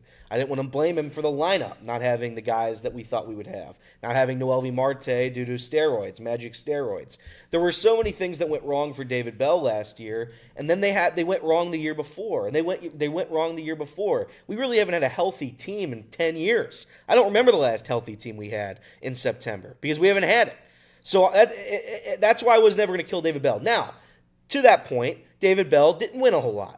He didn't do his job. When you look at David Bell, you see the winning percentage. That's the only stat that matters when it comes to a manager, and his stats stunk. It's a bad stat when you have a losing record. He had 3 different teams. Different teams. They tried it 3 different ways. That 29, and maybe you can say it was half-bake every time because that's just kind of where the Reds are as a franchise. That in 2019 they had the Matt Kemp and the Derek Dietrich and all that, and I think they won right around 90 games or 80 games. 80 games. And then in 2021 it was almost a completely different team, kind of in the same vest. And then this current iteration, and he did it 3 different times, and it didn't get anywhere any of the times. Here's my thing, and it's my thing with Terry Francona. I'm not when this season, if it goes miserably wrong, I'm not going to blame Terry Francona. We don't have a starting catcher. We don't have an outfield at all. No outfield. 0. We have 2 second basemen playing left field. Our right field's comprised of a guy who literally can't hit it past the infield and a couple of double-A players. So our center fielder right now has the sprint speed of a turtle. That's what we've got going on in our outfield at this very second. I'm not going to blame Terry Francona because What's his record with all that going on? 8-8. Yeah. With that collection going on, Bell's record last year without McLean and CES, like it's the same thing. I'm not gonna blame him for that. I'm not gonna blame him. When I look at the identity of the team, right? Last year it was stolen bases. Whatever they lacked on, getting on base, they moved around the base path because they were aggressive. They stole bases. That's how they operated. That was the only way they were scoring runs. If they didn't do that, they don't score runs. Well, this year they stopped stealing bases. What happened? They stopped scoring runs. They have 2 games where they scored like 10-plus runs. Outside of those 2 games, the offense has been miserable. It's been miserable. Again, I'm not blaming all of that on Terry Francona. Terry Francona came in. He's an old school baseball guy. We all know it. But there has been several objective decisions this year that David Bell would have done differently because of analytics and whatever you think of it. And that would have had the Reds at a better record right now than what they sit. Saying that, he's got us at 8-8. You sweep the Pirates for the first time in 4 years. You beat the Giants on the road. He has good things that's happened too. My whole point is, if the outfield is terrible and the lineup hits below 200, and you don't have any healthy players in terms of catcher, outfield, infield, doesn't matter. I'm not going to sit here and look at the manager as the guy that I'm going to have a discussion about. I'm going to look at Nick Krall. I'm going to look at the players in the field. And if Elly De La Cruz has a 280 OBP, if Jeimer Candelario is hitting a $125, that's who I'm looking at. I'm not looking at Terry Francona. And that when I say managers don't matter, managers of course matter when you have a competent roster. My issue is you can't bring Jesus in here and have him save a roster that wasn't meant to be saved. The outfield's not good. There's so many not good positions on this lineup. The pitching staff was good last year. It's good this year. The lineup was bad last year. It's bad this year. That's all I have to say. And could David Bell make this team a perennial contender? No. Neither can Terry Francona. I think Terry Francona is a good manager, but he still needs help. You still have to give that guy a little bit of help. That's all I'm saying. Yeah, no, there's no way around the fact that the Reds are always going to, if they are going to win, it's going to happen on the margins. That's just point blank. You're going to need players to be healthy, which seemingly doesn't happen anywhere, not just in Cincinnati. You're playing 162 games. You're playing for 6 months. You're going to lose key players. And if you don't, congratulations, you should have a good season, right? If you don't lose key players like everyone does, that is an anomaly in which you should take advantage of. And you're always going to need players to kind of play above their projections. Exceeding projections is always going to be the key for the Cincinnati Reds because the depth isn't there. They're not the Dodgers. They don't have Michael Conforto coming off the bench for $18 million a year. In fact, their highest paid position player is Jeimer Candelario, and right now he quite simply stinks. Doesn't have a good glove, isn't hitting well. What's he good for? We'll find out. I just cannot. Cincinnati Reds are, and then simultaneously, and a reminder, they're doing that with a perennial loser with David Bell and Nick Krall. They haven't done anything. They haven't won. And you can say that they're good. And you know what? I'll even believe that. I'll even believe that maybe Nick Krall is doing the best with what he can. Maybe he is one of the better executives in Major League Baseball. But to me, they haven't earned anything because they haven't won anything. But we're going to belittle and berate the decisions of a guy that has 2 rings, 3 American League pennants in his time as a Major League manager. A guy that will be in Cooperstown someday. Now, saying that, you do have an issue with Elly batting third. I do. No, there's no doubt about it. There's absolutely no doubt that I lose my mind every day that I see Elly De La Cruz batting third. I really do. I don't understand it. And the reason I don't understand it is because I understand that the optimal way, and while analytics kind of point that lineup construction is in the same jest of managers and stuff like that, like you can't generate more runs. It just seems silly to me that you look at the Cincinnati Reds roster and you go, all right, who gets the most at-bats on this roster? Give me TJ Friedl and Santiago Espinal. It seems a little silly to me. But he's won more games than I'll ever even dream of winning at the Major League Baseball level. And that's where I'm just saying, like, hey, there's 16 games into this. If we're going to give other people the benefit of the doubt. Maybe give the manager that's won 2 World Series and 3 American League pennants benefit of the doubt. I don't know. We're going to take a break. When we come back, we'll have more talk here on Off the Bench presented by United Dairy Farmers.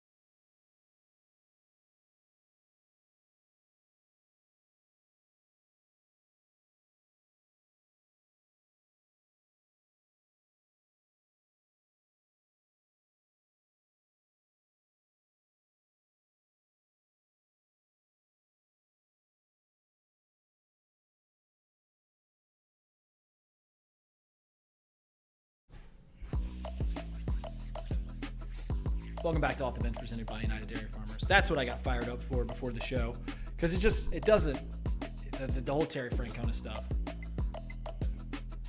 And I know that there's contradictions in everyone's argument. I know that there's people being hypocrites, like saying one thing and then representing another. I just can't get over the fact that I was told that managers don't matter. What is this manager doing? He's making the worst decisions in baseball, and this team's 8-8 with the worst offense in baseball. So I don't know. That's where I'm at. And you admit, you brought it up. I cannot for the life of me understand why Elly De La Cruz is batting 3-hole. It seems silly. I don't know how you look at this lineup and go, I want TJ Friedl to get the most at-bats. I want Santiago Espinal to bat 2-hole. It doesn't make any sense. I would bat Elly 1 or 2 every single day, and I don't care which one bats 1 or 2. And when Matt McClain's healthy, you bat those guys 1 and 2 every single day. And I don't understand it. I don't know where you guys are as Reds fans and just trying to wrap your head around some decisions that Terry Francona makes. For me, it's a lot of the bullpen stuff. And by the way, I want to make something very clear. I think I've been pretty consistent with the manager stuff. I'm not going to destroy Terry Francona this year. I'm not going to do it. I'm not going to destroy David Bell for what happened last year. I think if your first instinct is to go after the manager after looking what this lineup is, I think there's a problem. I think there's a problem with your philosophy and how these things work. Because if you can't hit a baseball, if your team ranks dead last in Major League Baseball in on-base percentage, it's going to be an issue for you to score runs. That's just going to be an issue. That's not Terry Francona. That's not David Bell. That's the lineup that you have, and that's on Nick Krall, if anything. But regards to Terry Francona, yeah, he doesn't. I don't know if he doesn't use analytics. I don't know what it is. He clearly doesn't.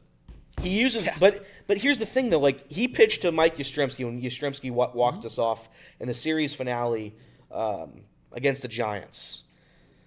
He pitched to Mike Yastrzemski because he was 1 for 6 against Emilio Pagan lifetime.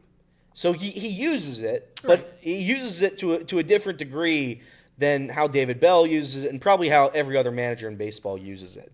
Again, am I going to question a guy who's won a World Series? No. But here's what I'll say. I would say every manager that's been with the Reds, every coach that's been with the Reds for the past several years would have known not to throw Ian Gibaut in the closing spot of opening day. Everyone would have known that. You know, I think the lefty-righty stuff, I don't know if he fully has come to grips with that does matter. Like when you got Sam Moll or whoever as a lefty, you don't want them playing against right-handed pitch or right-handed hitting. You don't want that to happen. When you have a right-handed reliever coming in against a bunch of lefties, it doesn't make a whole lot of sense. And I don't know if that's gotten through to Terry Francona. But again, who am I to question a guy that's had success? I'm not going to try to do that. I'm just saying there's a lot of moves that don't make sense.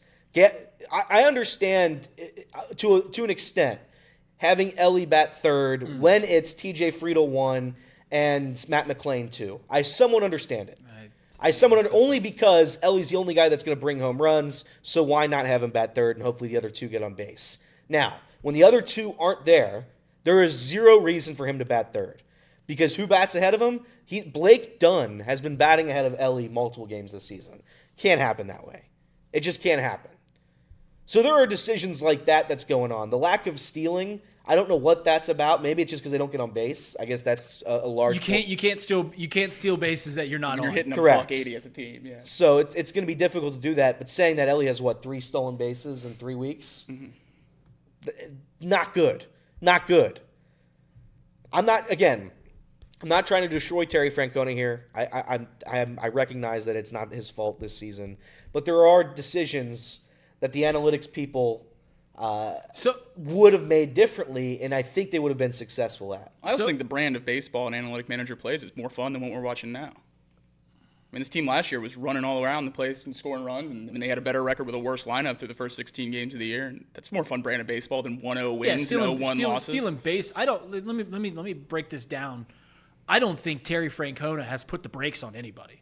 I just think that the Reds. He said he was going to in spring training. He said this team's going to run less this year, and we're seeing it through the first 16 games. Well, I admittedly did not know that he said that. I just know that normally managers, like, you just tell people, hey, you got the green light or you got the red light. Like, there's not a signal to, is it Tom House, the third base coach? Or No, it's J.R. House. J.R. House. You don't signal to the third base coach, then he signals to Elly. It's just kind of like, Elly, you got the green light. You can go when you want to go. And I just think that they're just not getting on base at a high enough clip, and that's why they're not stealing bases. That's certainly what? Oh, I was just going to say, if he doesn't care about the green, if that's the case, Stuart Fairchild, when he has a 3-0 count, allegedly, and he swings on it, he was clearly told not to swing. What does that have to do with being on base? It doesn't have anything. I'm just saying that I'm saying that the green light, red light thing, he very clearly. If you don't follow it, you get cut. If you don't follow it, you're going to get reprimanded. That's what I was saying. Stuart Fairchild shouldn't swing at a 3-0 pitch. I'm talking about running bases. Correct, but I'm saying if he gives these guys the red light, if he's giving them all the red light, I don't think that he's giving. I don't think that he's relaying signs for guys staying on base. I think that there's guys that you tell them, hey, you can steal a base if you got it. You can steal a base when you want to, unless there's 2 outs or that thing. If we're down 4 runs, you don't need to be taking second base in the 9th inning. Like, there's no point in that. I think hitting is far different. That is an absolutely coming from the manager, like, hey, Stuart Fairchild, you do not swing at a 3-0 pitch. That's a much different thing. That's fair. I just think that if that decision is going to cost a guy from making a roster, I think it could be like, and not that he would ever bench Elly De La Cruz, because that's just not what you do when you don't bench your best player. I'm sure he does have the forever green light. I'm just saying that clearly there's a reason as to why they're not aggressive anymore. And maybe it's because Spencer Steer's hurt. Maybe it's because TJ Friedl's slow as a turtle. Who knows? Who knows what's going on right now? But the team is different. The identity of the roster is different than it was last year. Whether or not it's a great thing or a terrible thing, time will tell. It's very early. Time will absolutely tell, I guess, is the point. The thing that I think it's some people are struggling to grapple with when it comes to the difference in the way that this team is playing is when you base everything off analytics, you are actually putting no onus on your own decisions. When you are basing things off of numbers and hey, this is the most optimal way to do, you're basically just saying, hey, this is what the analytics say. This is what we're going to do. And there's no decision making that goes with that. And when you do that, it's really easy to understand, hey, we stole here or hey, we threw this pitcher in this scenario because that's what the analytics say. Or hey, we batted this person second because that's what the analytics say. Hey, we went fourth. We didn't let this starting pitcher see a guy a third time through the order because that's what the analytics say. Everything is based in reasoning, which, to be fair, is a pretty good way to go about life, to at least have, I'm not going to just trust my gut in everything that I do. Understand that full-heartedly. I'm just saying it just seems hypocritical at best to say that managers don't matter and preach that when defending David Bell last year, and then go about this early part of the year where once again the Reds are 8-8 while playing really good baseball teams and question every single decision that the manager makes. I hate when people say this, but I kind of get it. I hate it though, but I kind of get it. It's when people go, "You're not built for 162." I don't think there's anything more condescending than saying, "You're not built for 162." Let a fan be a fan. There's also nothing better than watching, and I ingest about 12 different baseball podcasts on a daily basis now. Then when people go, "It's early in the season, but," and then just have some granular take about how the whole season's unfolding. You can't pace yourself, so don't even try. You can't. All we have to see of this team is 16 games, so I'm trying to take in as much information, and this is what I think is going to happen based off what I'm seeing right now. So, just don't even try. You're not built for 162, but we're going to question every single decision that the manager makes. I don't know. You signed up for an old school guy. And that's what you're going to get. And I guess you can say, well, we didn't want an old school guy. We wanted the new school guy. We wanted to keep it. And I think Evan Maher put this, and I think it's a fair take, that to get to the promised land, for the Reds to do something that they haven't done in 30 years, which is win a playoff series, it's probably going to take some edge statistically, trying to optimize the teams based off of numbers. But I just can't for the life of me understand why Nick Krall and David Bell got a free pass and Terry Francona doesn't. Just can't understand that. All right, we're going to take a short break. When we come back, we're going to talk about the Masters. I told my story about how I haven't watched the Masters since 2019. I actually, because of the chaos that ensued, I probably watched the last 30 minutes. Okay. Yesterday, I turned it on, and I probably watched the last 30 minutes. The last 3 holes and then the playoff hole is what I watched, which people tell me it was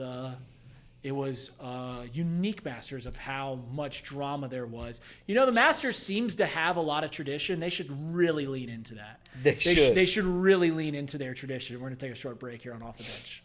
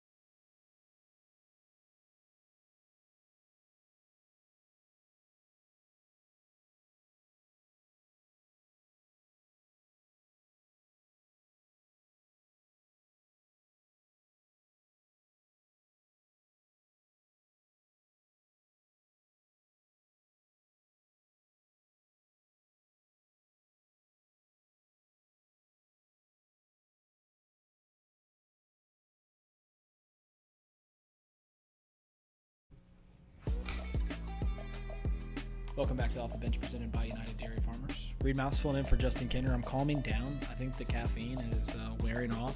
I think I had 4 cups of coffee. Went on a 2-mile run this night. It was a busy morning. It was a busy morning, but I got here, and I'm finally coming back down. And now we're going to do our best golf voice as we talk about golf. Speaking of golf voices, did you see the Tigers broadcast this weekend? No. When Jackson Jobe came in to pitch. His dad was a PGA Tour golfer. Oh, they really? called his whole inning on the Tigers broadcast in a golf announcer. Oh, that's a little nice. whisper. They said before every batter, if you're just tuning in wondering why we're doing this, Jackson Jobe's dad, blah, blah, blah, blah. And then they'd call the whole at bat, and then they'd update the fans again. And I thought it was pretty funny. It was what year was it? 2021 maybe? There was riots in Baltimore, There was Yes. there was riots in Baltimore to where they were scared about something happening at the game at Camden Yards, so they just shut it down. They just said no fans, and they played a baseball game. And the announcers for like 3 innings talked like this because they didn't have to talk over anybody. Yeah. It was literally I swear to God, you might have been able to hear the broadcasters out on the field for that game if they talked loud enough. If things got excited, I always get doing high school sporting events when you're at like a basketball game and you're on the floor, or you're in a baseball game and you're like up against the fence. Sometimes you do baseball games in high school up against the fence to where the catcher and the batter are like 8 feet from you. And sometimes you're like, this pitcher just doesn't have it. Or what was he swinging at there? And you just know the hitter can hear in their ear. It's like you got to get a little self-conscious. I also got self-conscious about that with Little League last year. Then I just never said anything bad about these 12-year-olds. And you know, it's 12-year-old baseball. They're dropping fly balls. They're making errors. They're 12. And I remember just being very conscious to never give any criticism whatsoever because just – I didn't want to hear a 12-year-old and ruin his day. I didn't want to ruin a 12-year-old's summer by saying he's not very good at baseball. But Masters were yesterday, and it was one to remember, as I mentioned. It's a tradition unlike any other, so I'm told they should really lean into One of the better Sundays I can remember. Yeah, it was on pace to not be. Right, yeah. It was on pace to be one of the worst Sundays ever. We were looking at, like, there was a point there, what was it, third, fourth hole after that double bogey on one, where it really felt like we were going to get just a 3-hour Rory fest of just, you know, how great he is, and that would have stunk. But, yeah, he tried his hardest to blow it, and we got an awesome finish. Yeah, I want to thank Rory because I do think from the beginning of that, outside of the first hole, ever since that, it felt like it was Rory's Masters. I felt like he was going to win it. I felt like the story was there. Jim Nantz did a good job of hyping that up literally the entire time, all 4 hours or 5 hours of that broadcast. But it did get a little bit shaky. Once Rory took a 5-shot lead and heading over the turn or whatever it was, I think it was like with 6 holes left or something. Whenever his first initial collapse happened, but it was like, oh my God, it's going to be a Rory choke fest, and it was going to be a career ruining legacy that would have happened on the Masters Sunday. But thankfully it wasn't. I was joking around all weekend, but it's good for Rory to complete this, get it off his back. Finally wins a major after 11 years of not winning one. Would I have liked to see Justin Rose win it, who might be the greatest Masters Best player? Masters player of all time, yeah. Greatest Masters player of all time. Yeah, I would have liked Justin Rose to win that event. But Rory, despite everything, despite the ups and downs, he was able to fight through it. He was able to get it done. Good for Rory. He's earned it. He's deserved it. And again, I don't know if he earned or deserved it, but he did win. He did well. I think he deserved. I think he earned it. If anyone in that field would have played a halfway decent round of golf on Sunday, he would not have. Yeah, that's the unfortunate. Going into Sunday, the guess was 15 to win, and he won it the with unfortunate 11. part was if Bryson showed up even for a second, yeah, Bryson wins that event, and it probably wouldn't have been close. But Rory again, that's just a circumstance. So -11 was good enough to get to the playoff, and birdieing, making a putt. Having a hell of a shot, and basically the drive was the exact same in the playoff. The approach, instead of going into the bunker, now it's 2 feet away from the hole. He learned his lesson. Good for him. It was a good Masters, probably the best Masters we've had in I don't know how many years, 8 years. It probably. was a better Masters than the Tiger one, but I don't think anything will ever pass that Tiger one in 2019 in terms of what it felt like and everyone rooting for the same guy. Yeah, I mean it's different when it's Tiger, and I think we're all aware of that. Yeah. But we'll never experience that again. I do think this was fun because it felt like the cleanest split in sporting events I can really remember. I mean, you either love Rory as your favorite golfer or you despise him as a human being and everything he stands for.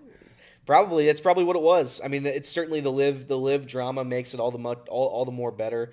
He hates and despises the live guys. And it's him being paired up with a live guy for that final round. He got to, experience that. Apparently, I mean, he mentally dominated Bryson. Got to not talk to him. I'll tell you, that was a better win from Rory than winning the Masters. Yeah, it's him the first mentally time in his career dominating Bryson DeChambeau, absolutely putting him in the mental torture chamber.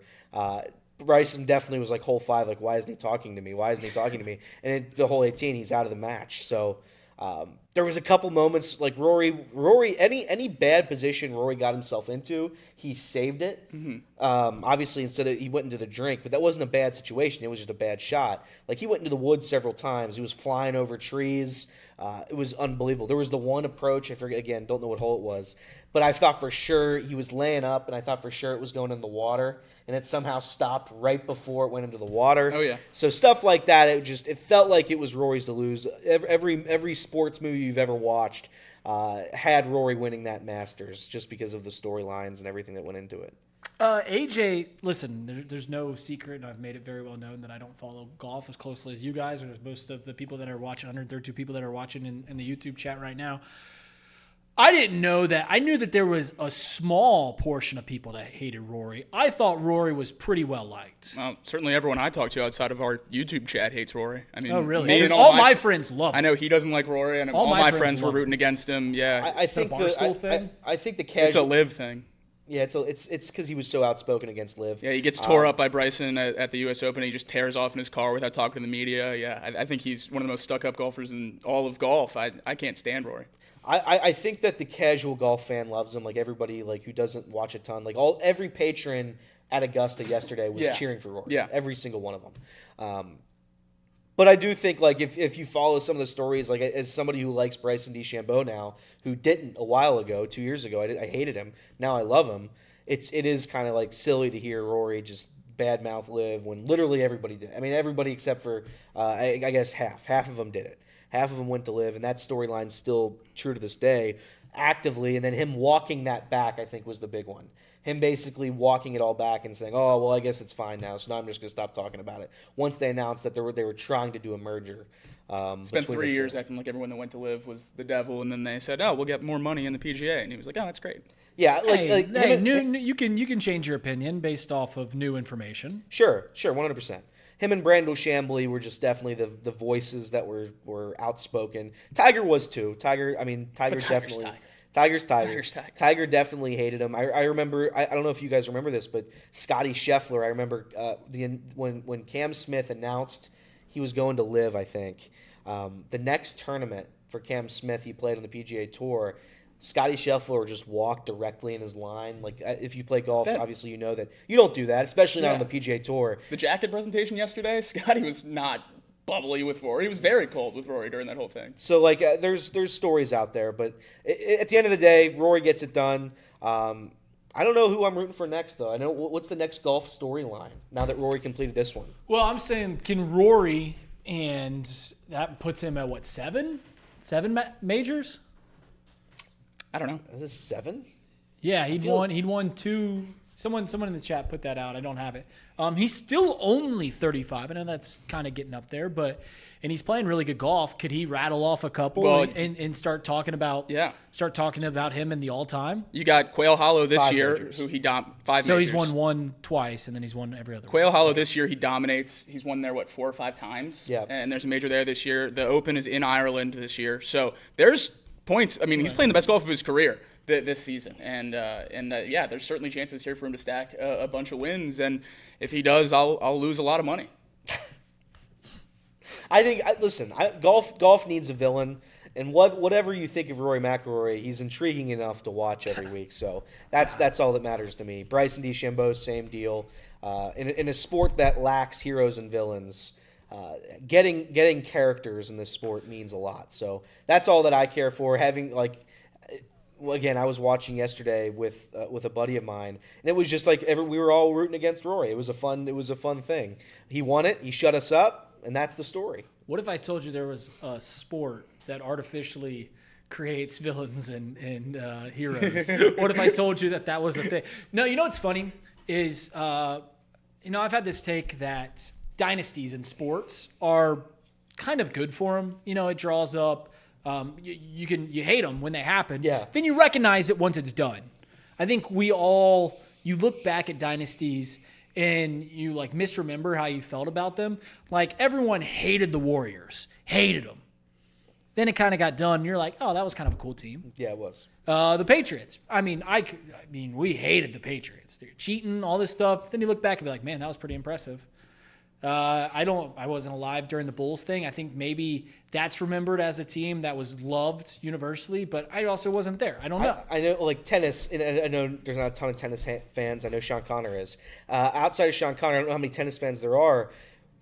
The fact that we got to watch collectively, and it's not technically a dynasty, but it is, watching Rafael Nadal, Djokovic, Federer, Andy Murray, if you want to put him in there, but watching the big three active during our lifetimes, we will never, in the world of sports, we will never have a run what Djokovic, Nadal, and Federer took over tennis. So you'll never see that. Tiger, you'll never see that. That was my take, is that in in team sports, we act like we hate dynasties, and we do when they're happening. Like, obviously, we hate the Chiefs right now. But probably when it's all said and done, we'll look back and be like, that was pretty impressive. We hate it while it happens, though we recognize it's when it's done. For individual sports, we actively root for excellence. Yeah. Because we understand it's one versus everyone. Yeah. We actively root for it. Serena Williams, Michael Phelps, Tiger Woods, and then seemingly the flavor of the month in the PGA every 3 years. There's some new young guy that you can't believe he's playing as well as Rory when that first happened, 11 years ago. Then it's Jordan Spieth. Then it's Scotty Scheffler, John, like whoever it is, you actively root for dominance. And I think that's cool to see. And I think I don't understand the ethos behind it. I don't understand why as human beings we do that. Maybe it's just the fact that it's one versus all. So you want to see it. You want to feel someone just transcend a sport. But it is always cool to see someone. And I'm actually kind of rooting for a second breath of life for Rory. Like I mentioned, he's only 35 years old. He can win some more. He won, 4 majors by the time he was 24, 25 years old, so you thought he was just going to start rattling them off, and obviously there was this long break. And maybe it's Rory's last. I don't know. But I do think it's relatively unique to individual sports that we actively root for the best. We want the best. We don't want to see some no-name. There's nothing. We say it about, I think you guys had a fight on March Madness. Elliot was rooting, I want the little guy to win and everything like that. And sometimes in sports, we want to see the little guy. It doesn't make it memorable. Like in the 2015 Royals World Series, I think everyone was rooting for the Royals because we just wanted to see them win. You don't remember it after it's done. You're like, oh, that was kind of cool. Reds fans, we hold on to it. There's Gives nothing. us a chance. Listen, there's nothing worse. When you're David, you remember the Davids more than you remember the Goliaths. That's very true. There's nothing worse in sports, or there's a lot of things worse in sports. But as you watch golf when some just no-name guy wins it. Like, you know what I'm saying? Like some it's going to be his probably only major of his 12 life. 12 hours and then if he wins it, and again the circumstances do matter because if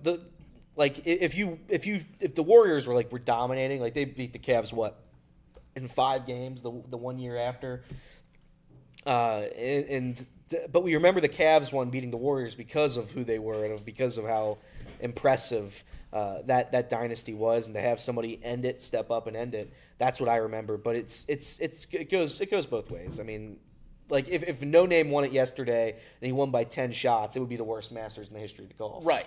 But if a No Name won it in a playoff against McIlroy, then you remember it forever. The circumstance obviously changes it a little bit. Also, I do think it's funny. We sat here and we talked for a while about how this is one of the best Masters Sundays, one of the best Sundays in golf in general. If you have the exact same round play out and you replace Rory McIlroy and Justin Rose with 2 no-names, it's a completely different story. Who it was doing it drove so much of what Sunday was, and that's why I saw some people getting on me at Twitter because of the March Madness take, saying, "Oh, you didn't like Sunday, you didn't like seeing greatness happen." Well, that's never what I was saying. That was one of the best Sundays to watch of all time. I just hate Rory. I just don't like Rory. Hate in sport. This is a take I've had for a long time. Hate in sports is maybe more fun than fandom. If you find a team or a player or a single person that you hate with every fiber of your being and you can root against them, it is an incredible feeling, and it is pure elation when they finally lose and you see them fail. It feels so good. As somebody who hasn't had the ability to have a lot of success with my teams, my second team is whoever is going up against my most hated team or player. Yeah, that's what it is. Ravens, Lamar Jackson losing in the playoffs every year. That's a Super Bowl. That is. Yeah. The Steelers losing in the first round every year. That's the best feeling in the world. That's great. Because they weren't good. Guys, Every be game driven by positivity, not negativity. Your life will be better for it. Every game the Pittsburgh Pirates lose is a day that I won. That's how I look at it. The Pittsburgh Pirates are worse than the Cincinnati Reds. And not to belabor the point, but it's just that's a bad place to be, isn't it? That's just a bad place to be. When like if Xavier's ever in the Big East and I'm just like, DePaul lost today. Good.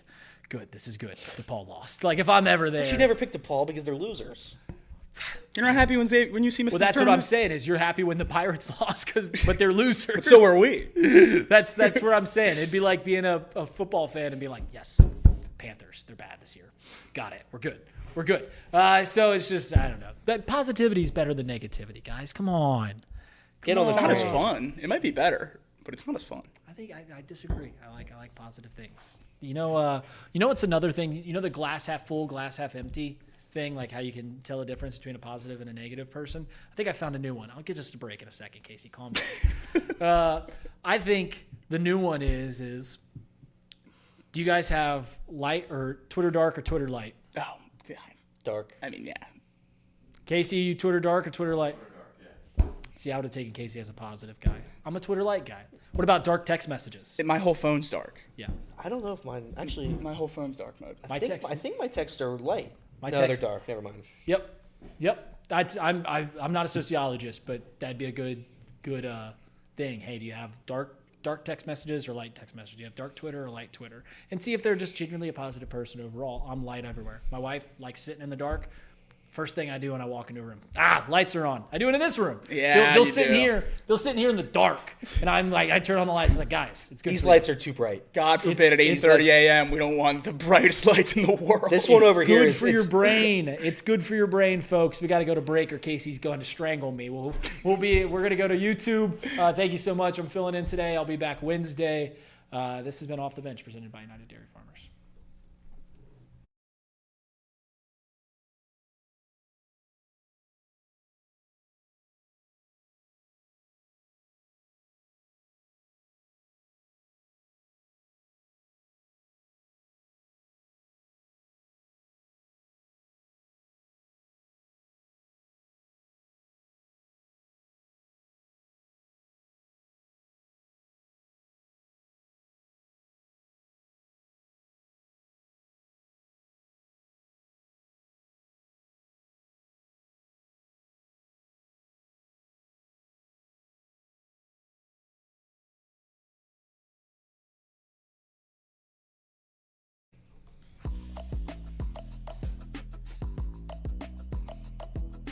And we are back here on Off the Bench, presented by United Dairy Farmers.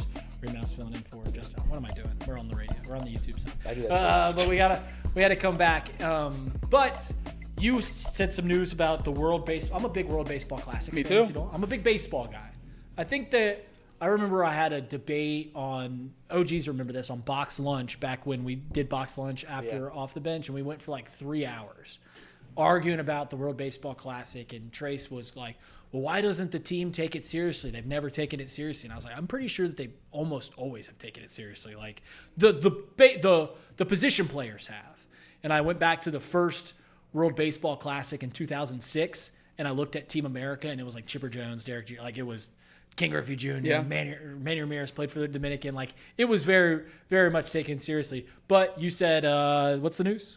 The captain has been announced for the 2026 USA WBC team. It's Aaron Judge. Nice. And they said that they asked Mike Trout about passing on his captaincy to Aaron Judge, and Mike Trout gave a short answer, just said he should be. So this went through the guy that's been the captain for the last few years, and now the mantle gets passed down to, I don't think this is in question. I don't think anyone is really a close second in terms of who should be the captain for Team USA. And, yeah, I'm glad he gets the mantle. I certainly could have seen him leaving it with Trout. Just probably his last WBC. You give him that mantle. Yeah, I wonder if Trout makes. all Trout the way will through make his the career. roster. He'll be on the roster almost certainly. But I'm glad that they give it to a guy who's going to be the best player on the team. I think that's how captaincy should be given out. So my question is, are you guys cool with, like, if Elly De La Cruz plays for, he's from the Dominican, right? Yeah. Are you cool with Elly playing for the DR? Are you cool with? Yeah. You're cool with that? I hope all the guys play position player wise. we can start having the questions about pitchers, but That's the big thing. Position player-wise, I hope all these guys play, and I think it's just cool to watch them play on a big stage.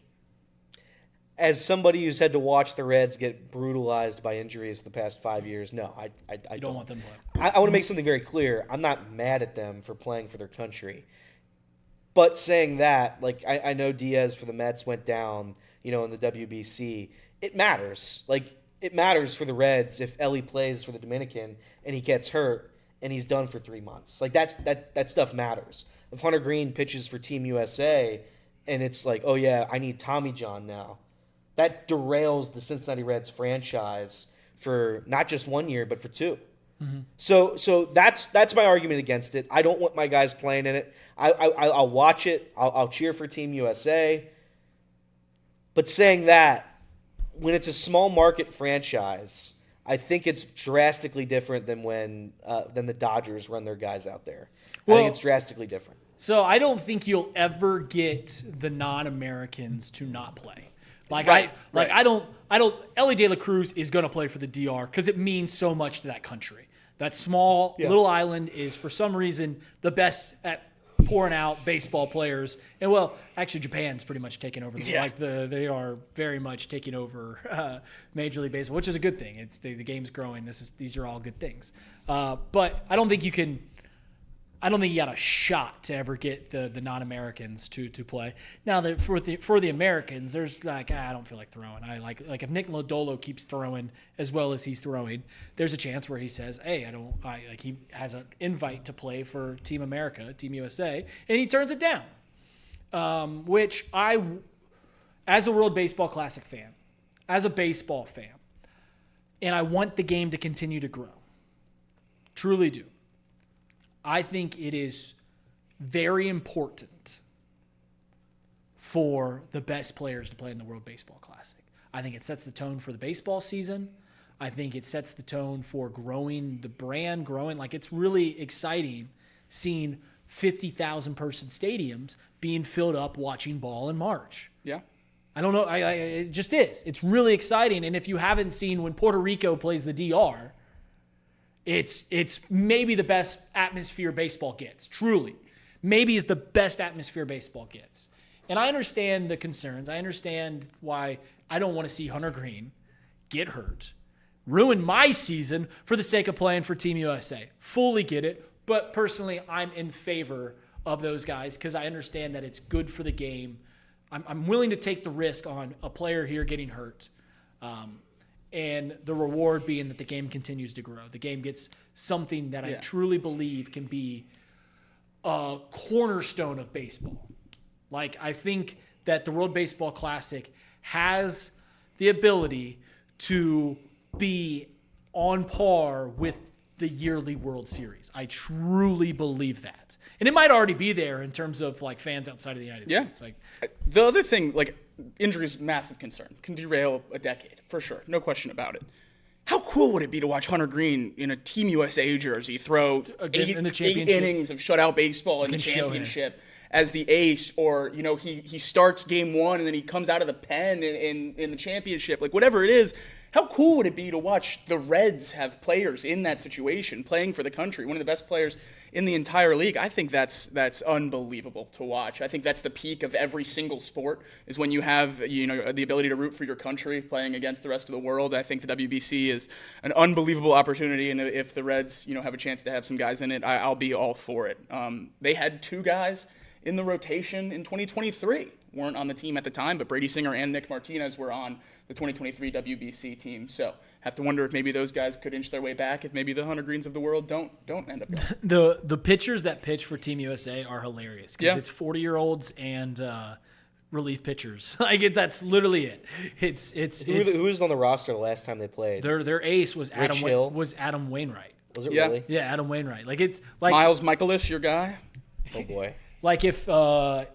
If in 2026, if we continue the trend and these, the pitchers will be Max Scherzer and Justin Verlander. Yeah. Because they're if I get hurt, it's it for me anyway, baby. So might as well get it the best chance at playing really meaningful baseball that I have, which is I know I'm going to be in the World Baseball Classic. I know I'm at least going to get to the semifinals if you're Team USA. So Yeah, we'll see. Like, it would be really cool if we get Yamamoto versus Paul Skeens. Yeah. Like, that would be really cool. But like I said, I understand the concern, especially when you're a smaller franchise like the Reds, to where the margins are thinner, and you just can't hurting Hunter Greene like that. Which, by the way, I love because it is a great contract. Anytime Hunter Greene's brought up, $8 million. $8 million. For what it's worth, you're overpaying him right now. Like, Oh yeah. Is that true? Yeah, because he's still on his rookie contract. Yeah, but the type of player he is for $8 million is well underpaid. Well, I'm just saying, like, you could have him for $1 million. Right. That's like, and then if you go to his arbitration years, I don't know. I'm really bad about the arbitrations numbers, about what he'd be getting paid. You got to think it'd probably be a little over what $9 million is. Like, you got to bargain on his final 2 years. That's the trade. Is you get him, you overpay him in the interim. And then when he's 27 years old and should be getting $45 million, you still got him for one more year at $9 million. So it is a great deal. But I don't know about you guys, and this is just maybe a grand baseball thing. Are we at all concerned about the Atlanta Braves? Like, do you think that the Atlanta Braves are bad? They're not bad yet. I'm not gonna, because the Atlanta They're Braves. not going to make playoffs. The Braves have done this thing for a while, though, where you think they're bad and they come back and storm all the way back. It's like the St. Louis Cardinals. You think they're dead, and then they go on like a 20-10 run in August, and you're like, oh, wait a minute, they might be alive again. I'll tell you this: they're certainly not playing well right now. I mean, they are garbage right now. Ozzie Albies is weird because Ozzie's still having a good year. I think Marcelo Zuna's having a good year, but their pitching staff is. So the Atlanta Braves are minus 175 to make the playoffs. The Braves, like The Reds are plus. Let me put it this way. I think more than likely, the Braves are really, really good. Like, I think there's, like, if you had me put a pin, hey, give me an over/under on the Braves win total this year, I'd put it at 88, something like that. Like, I'd put it right there, which is still a really good team. It will be interesting if they turn out to not be good this year. If they turn out to be bad. How we now look at all those contracts. Because that entire team, the Braves said, we love our team. We're going to lock this thing up for the long term. It'll be really interesting to see how teams go about traversing in the future about having basically an entire lineup locked up long term. Because you're looking at it. Sean Murphy's locked up long term. Matt Wilson, locked up long term. Ozzie Albies, locked up long term. Austin Riley, locked up long term. Michael Harris, locked up long term. Ronald Acuna, locked up long term. Marcell Ozuna, right? He's I don't know how long he's there for, but he's been a part of the teams in the past, and he's going to be a part in the near future. So that's 7 of your 9 spots that are pretty much done. Pretty much just there for the next 7 years, too. We're not talking till 2027. We're talking till 2030. And it'll be really interesting if it turns out that they're not good, that if they turn out to just kind of float around 80 wins, and they're kind of like they have really good months, really bad months, and they're just not the contender, the perennial contender that they thought of once being, because that'll be the second team that has done that. The Cubs being the first. Because the Cubs let me give you a recap of what happened. And I know I'm the Cubs fan, and indulge me for a second. I know you guys hate when I talk about the Cubs. The Cubs were supposed to be competitors in 2015. They were supposed to win like 83 games and kind of sneak for a wild card. They ended up winning 97 games, going to the NLCS. The next year, they win the World Series. The year after that, they go to the NLCS. Then, they won like 90 games, but they never won another playoff series. They never even made it to the NLDS again.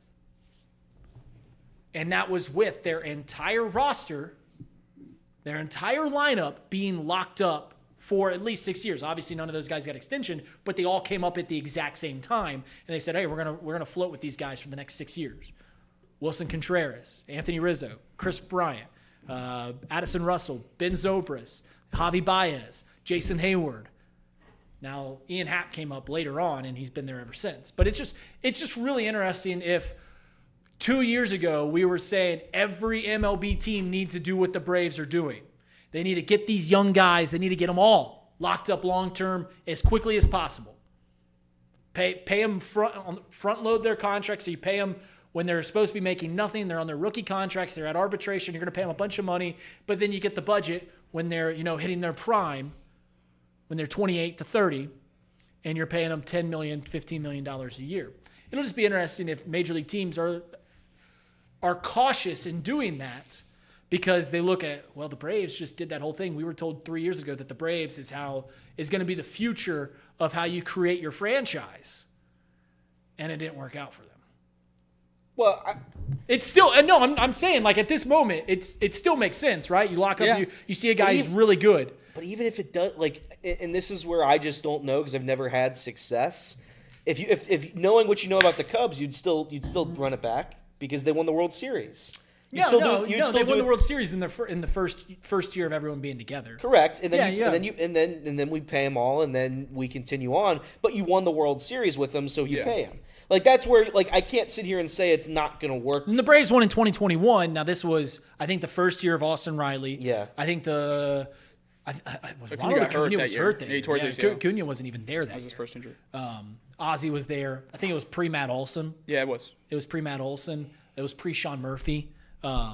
So, like, it's pretty much the same guys. Michael Harris wasn't there yet. So really the only two guys that were there that are here now were Austin Riley and Ozzie Albies. I thought you were going a different route, which is why I think this is so hard for Braves fans specifically. It feels so much like the 90s. You had a dynasty, a sure thing dynasty. Yeah. You're going to win multiple championships. You only get one. Yeah. And you never get another one. And then you finally have this team who you lose Acuna and you win a championship. We're going to be healthy and great forever. And you only get one championship again. I know they got that championship, and as a Reds fan, we would, kill for one championship. But I think both those points in time, Braves fans thought, the floor is probably 2 or 3, and you're leaving with one. And to start 4-11 this year, that's got to be a pretty worrisome place to be. And so that we aren't clipped up in September when the Braves are 100 game winners and like the number 1 team in the National League. That's fine. I'm just saying, I just think it's going to be really interesting to see if the Braves start kind of trending downwards, if teams have cause for concern when locking up a team. And I don't know what the psychological thing about, maybe there's something wrong in not having competition, like for like spots on the team. Maybe just saying like, hey, you're going to be our starting right fielder for the next 8 years. You're going to be our cleanup hitter, Austin Riley, for the next 10 years at third base. Maybe it just become complacent, and you just think, hey, this is here for 10 years. There's no sense of urgency now. I don't know. I really don't. I've always had that belief. Because and maybe it's just a Reds thing, and I pay more attention to it when we sign somebody. But Mike Moustakas gets a 3-year deal, and it's like, all right, I've got security now. I can calm down. I can enjoy the Cincinnati cuisine a little bit more than I should have, and I can take my time. I can breathe, right? Yeah. And once you take that breath, you lose your edge. And I've always thought that, and I think that's happening with Jeimer Candelario, and I think that happens a lot of the time when it comes to some big not with everybody, not with like Juan Soto, who I'm talking about. I'm talking with certain guys who have played well the prior few years, have been in Major League Baseball or sports in general for a long time. They've earned it. They're like, I earned this. This is my present to myself, and now I go on a little mental vacation. The issue is sometimes when you come back from that mental vacation, you're not the same person. I do believe that's the case. I do believe that's a real thing. So It's not always you're like right. that. No, you're right. That certainly happened. Famously, Andrew Jones signs the big contract, his second big contract. He signed it with the Los Angeles Dodgers after being a Hall of Fame player for 10 years with the Atlanta Braves. And he came into spring training like 45 pounds overweight. And he was just never the same player. We're talking about maybe the greatest defensive outfielder ever in his prime. And he came in just very big. Pablo Sandoval, who was big in his before he signed the big contract with the Boston Red Sox, but even he came in like 45 pounds overweight because he signed the big contract. And there's like, and I think teams probably are maybe a little smarter now and checking in on these players. Like, hey, we just gave you we just agreed to pay you $200 million over the next 8 years. What you doing? Yeah, well, what'd you do today? What'd you eat today? Like that kind of thing. Imagine asking Anthony Rendon that he's like, oh, I just hate you, and I hate the organization, and I hate baseball. Yeah. I woke up 7 more years. Opened my notebook, wrote down the reasons why I hate playing third base. Yeah. I put this out. You should not be mad at Anthony Rendon whatsoever. You should be mad at the Los Angeles Angels for not doing due diligence. You look at it in the NFL. I think this is why Trevor Lawrence hasn't reached his potential, is you got to have dudes that are addicted to it. You got to have players that love the sport. If you're going to give a guy $250 million and you find out he doesn't even like doing the thing, probably money poorly spent. Probably money poorly spent. You got to find people. Every great that there's ever been, all-time great, they have one common theme, and that is that they are addicted to it to a point where it damages other aspects of their life because they just can't get enough of it. We were talking about the long-term contracts. I definitely think that there's sometimes you get these big contracts and you get complacent. I'm okay with signing one or two guys. Hey, this is Elly De La Cruz should be locked up long-term. You just got to be. The Cubs, the rumor is that Kyle Tucker we're working on a $400 and $500 million contract for Kyle Tucker long-term. You need that. But I think the team needs to evolve. I don't think it's necessarily the best thing to have roll out the same 8-9 guys every single year, because as a whole, you just kind of get complacent with the team. Oh yeah, we got Austin Riley at third base. Hey, we got Ozzie Albies. Once again, we'll see what the Braves. Maybe they win. Can I ask you this though? What's the alternative? Because that's been a method. Do it the Tampa Bay Rays way. Do it the competitive way. We're going to bring them up. We're not going to pay you, and we're going to move it on to next year. That way hasn't worked either. No. The method is closer to what the Houston Astros have done. Houston Astros had a similar build. They brought up all these young guys at one time. They said, hey, we like a couple guys, but they let Kyle Tucker, who's a top 5 best player in baseball, let him leave. They let Carlos Correa, who came up, who looked projected to be a Hall of Fame, and if he's on the field, he's certainly a Hall of Fame caliber player. They let him leave. They keep Yordan Alvarez. They lock up Jose Altuve long term. I think you got to pick your spots, I guess is what I meant. If I can go back to 2016 Cubs, and this is even with hindsight, I think that the proper way is say, hey, Chris Bryant, you're going to be here for forever. You're going to be here for forever. Now we know Chris Bryant's not very good anymore. He's hurt all the time. But then you maybe let other guys like Javi Baez, Anthony Rizzo, those guys, you go, all right, well, we'll work out your current contract, then you're going to leave. I don't know. I think the key is I just think it's an interesting case that if the Atlanta Braves aren't any good, what does that mean for the future of roster construction? Because in theory, it's the right thing to do. It is. Austin Riley looked like an MVP candidate every year. Ozzie Albies looks like the best second baseman in baseball. Ronald Acuna looks like an MVP candidate every year. Now they let Dansby Swanson walk. I don't know. They let Freddie Freeman walk. Yeah. But then they also got Matt Olson. So they made up for it. We'll see. Who knows? I think for a small market team, it's just you have to hit on the Jose Altuves. You have to hit on your one big. You have to hit on. That's not true. I think the Reds do not hit on those guys because the Reds can't get those guys. You're talking about big term free agent. I've had this. The only thing that raises the ceiling with the Reds is their own prospects. But I think you can raise your floor with free agents. Yeah. I just think that if you rely on prospects and solely prospects, it's not going to go the way the Braves or the Rays have done it. I think that it can get close to it. It can get to a variation of it, but it can't be exactly that. You have to know when to sprinkle in a free agent. You have to hit him. You have to hit it. And if you don't hit it, like they didn't hit with Mike Moustakas, and they're probably not going to hit with Jeimer Candelario, then it's like you set that team back, and now you don't really have a chance because you got $60 million tied up in the books. So who knows? Who knows? My point was, and I brought this up before, is the Reds will never, ever, ever, ever, ever, ever, ever, ever, ever, unless something drastically changes in ownership or drastically changes in the financials of Major League Baseball, the Reds will never, ever, ever sign a guy like Bryce Harper or Juan Soto or even guys like Carlos Correa and those $300 million free agents, $400 million free agents. I can't see that ever happening. What it is they might extend their own guy, but it's always the ceiling raisers are always going to come from the farm. They always are. Like your superstars are always going to have to be homegrown. That's just where your Reds are. Where you can get people is you can get floor raisers, which is what Jeimer Candelario was supposed to do. Jeimer Candelario was never supposed to be an MVP candidate for the Reds. He just wasn't. What he was supposed to be was your everyday 3 to 5 hole hitter that hits at about a 110 OPS plus. I know the analytics guys like weighted runs created plus, but I do OPS plus, and you get a guy that's just a good hitter every single day, and plays decent enough glove. Doesn't even need to be a good glove, just decent enough glove. And you can get 2 or 3 guys that kind of fill in the pieces around the superstars that were homegrown. That's what the Reds will always have to be. Yeah. I mean, the one is the Royals. You look at the Royals, all those guys were homegrown. They bring in a guy like Ben Zobrist to fill the gap, who was a really good player. He was their final piece. Wasn't a huge signing by any stretch of the imagination. But that's just the one piece that you had to do. So, all right, we've gone over 12:05. But guys, I'll be back Wednesday. Had a lot of fun. Justin Kinner will be back tomorrow. You guys got to take it easy on Kinner. Kinner's a great dude. But guys, thank you for indulging me today.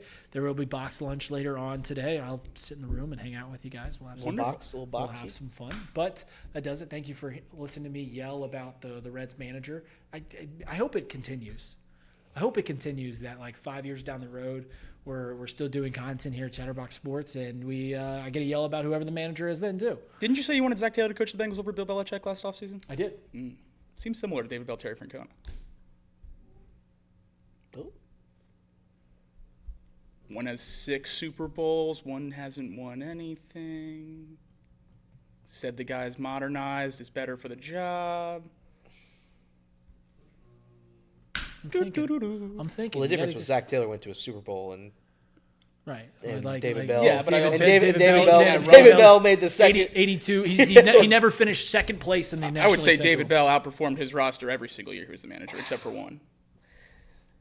See, I don't like that argument because it's just you're not wrong, but it's just such a mediocre bar to climb that it's like.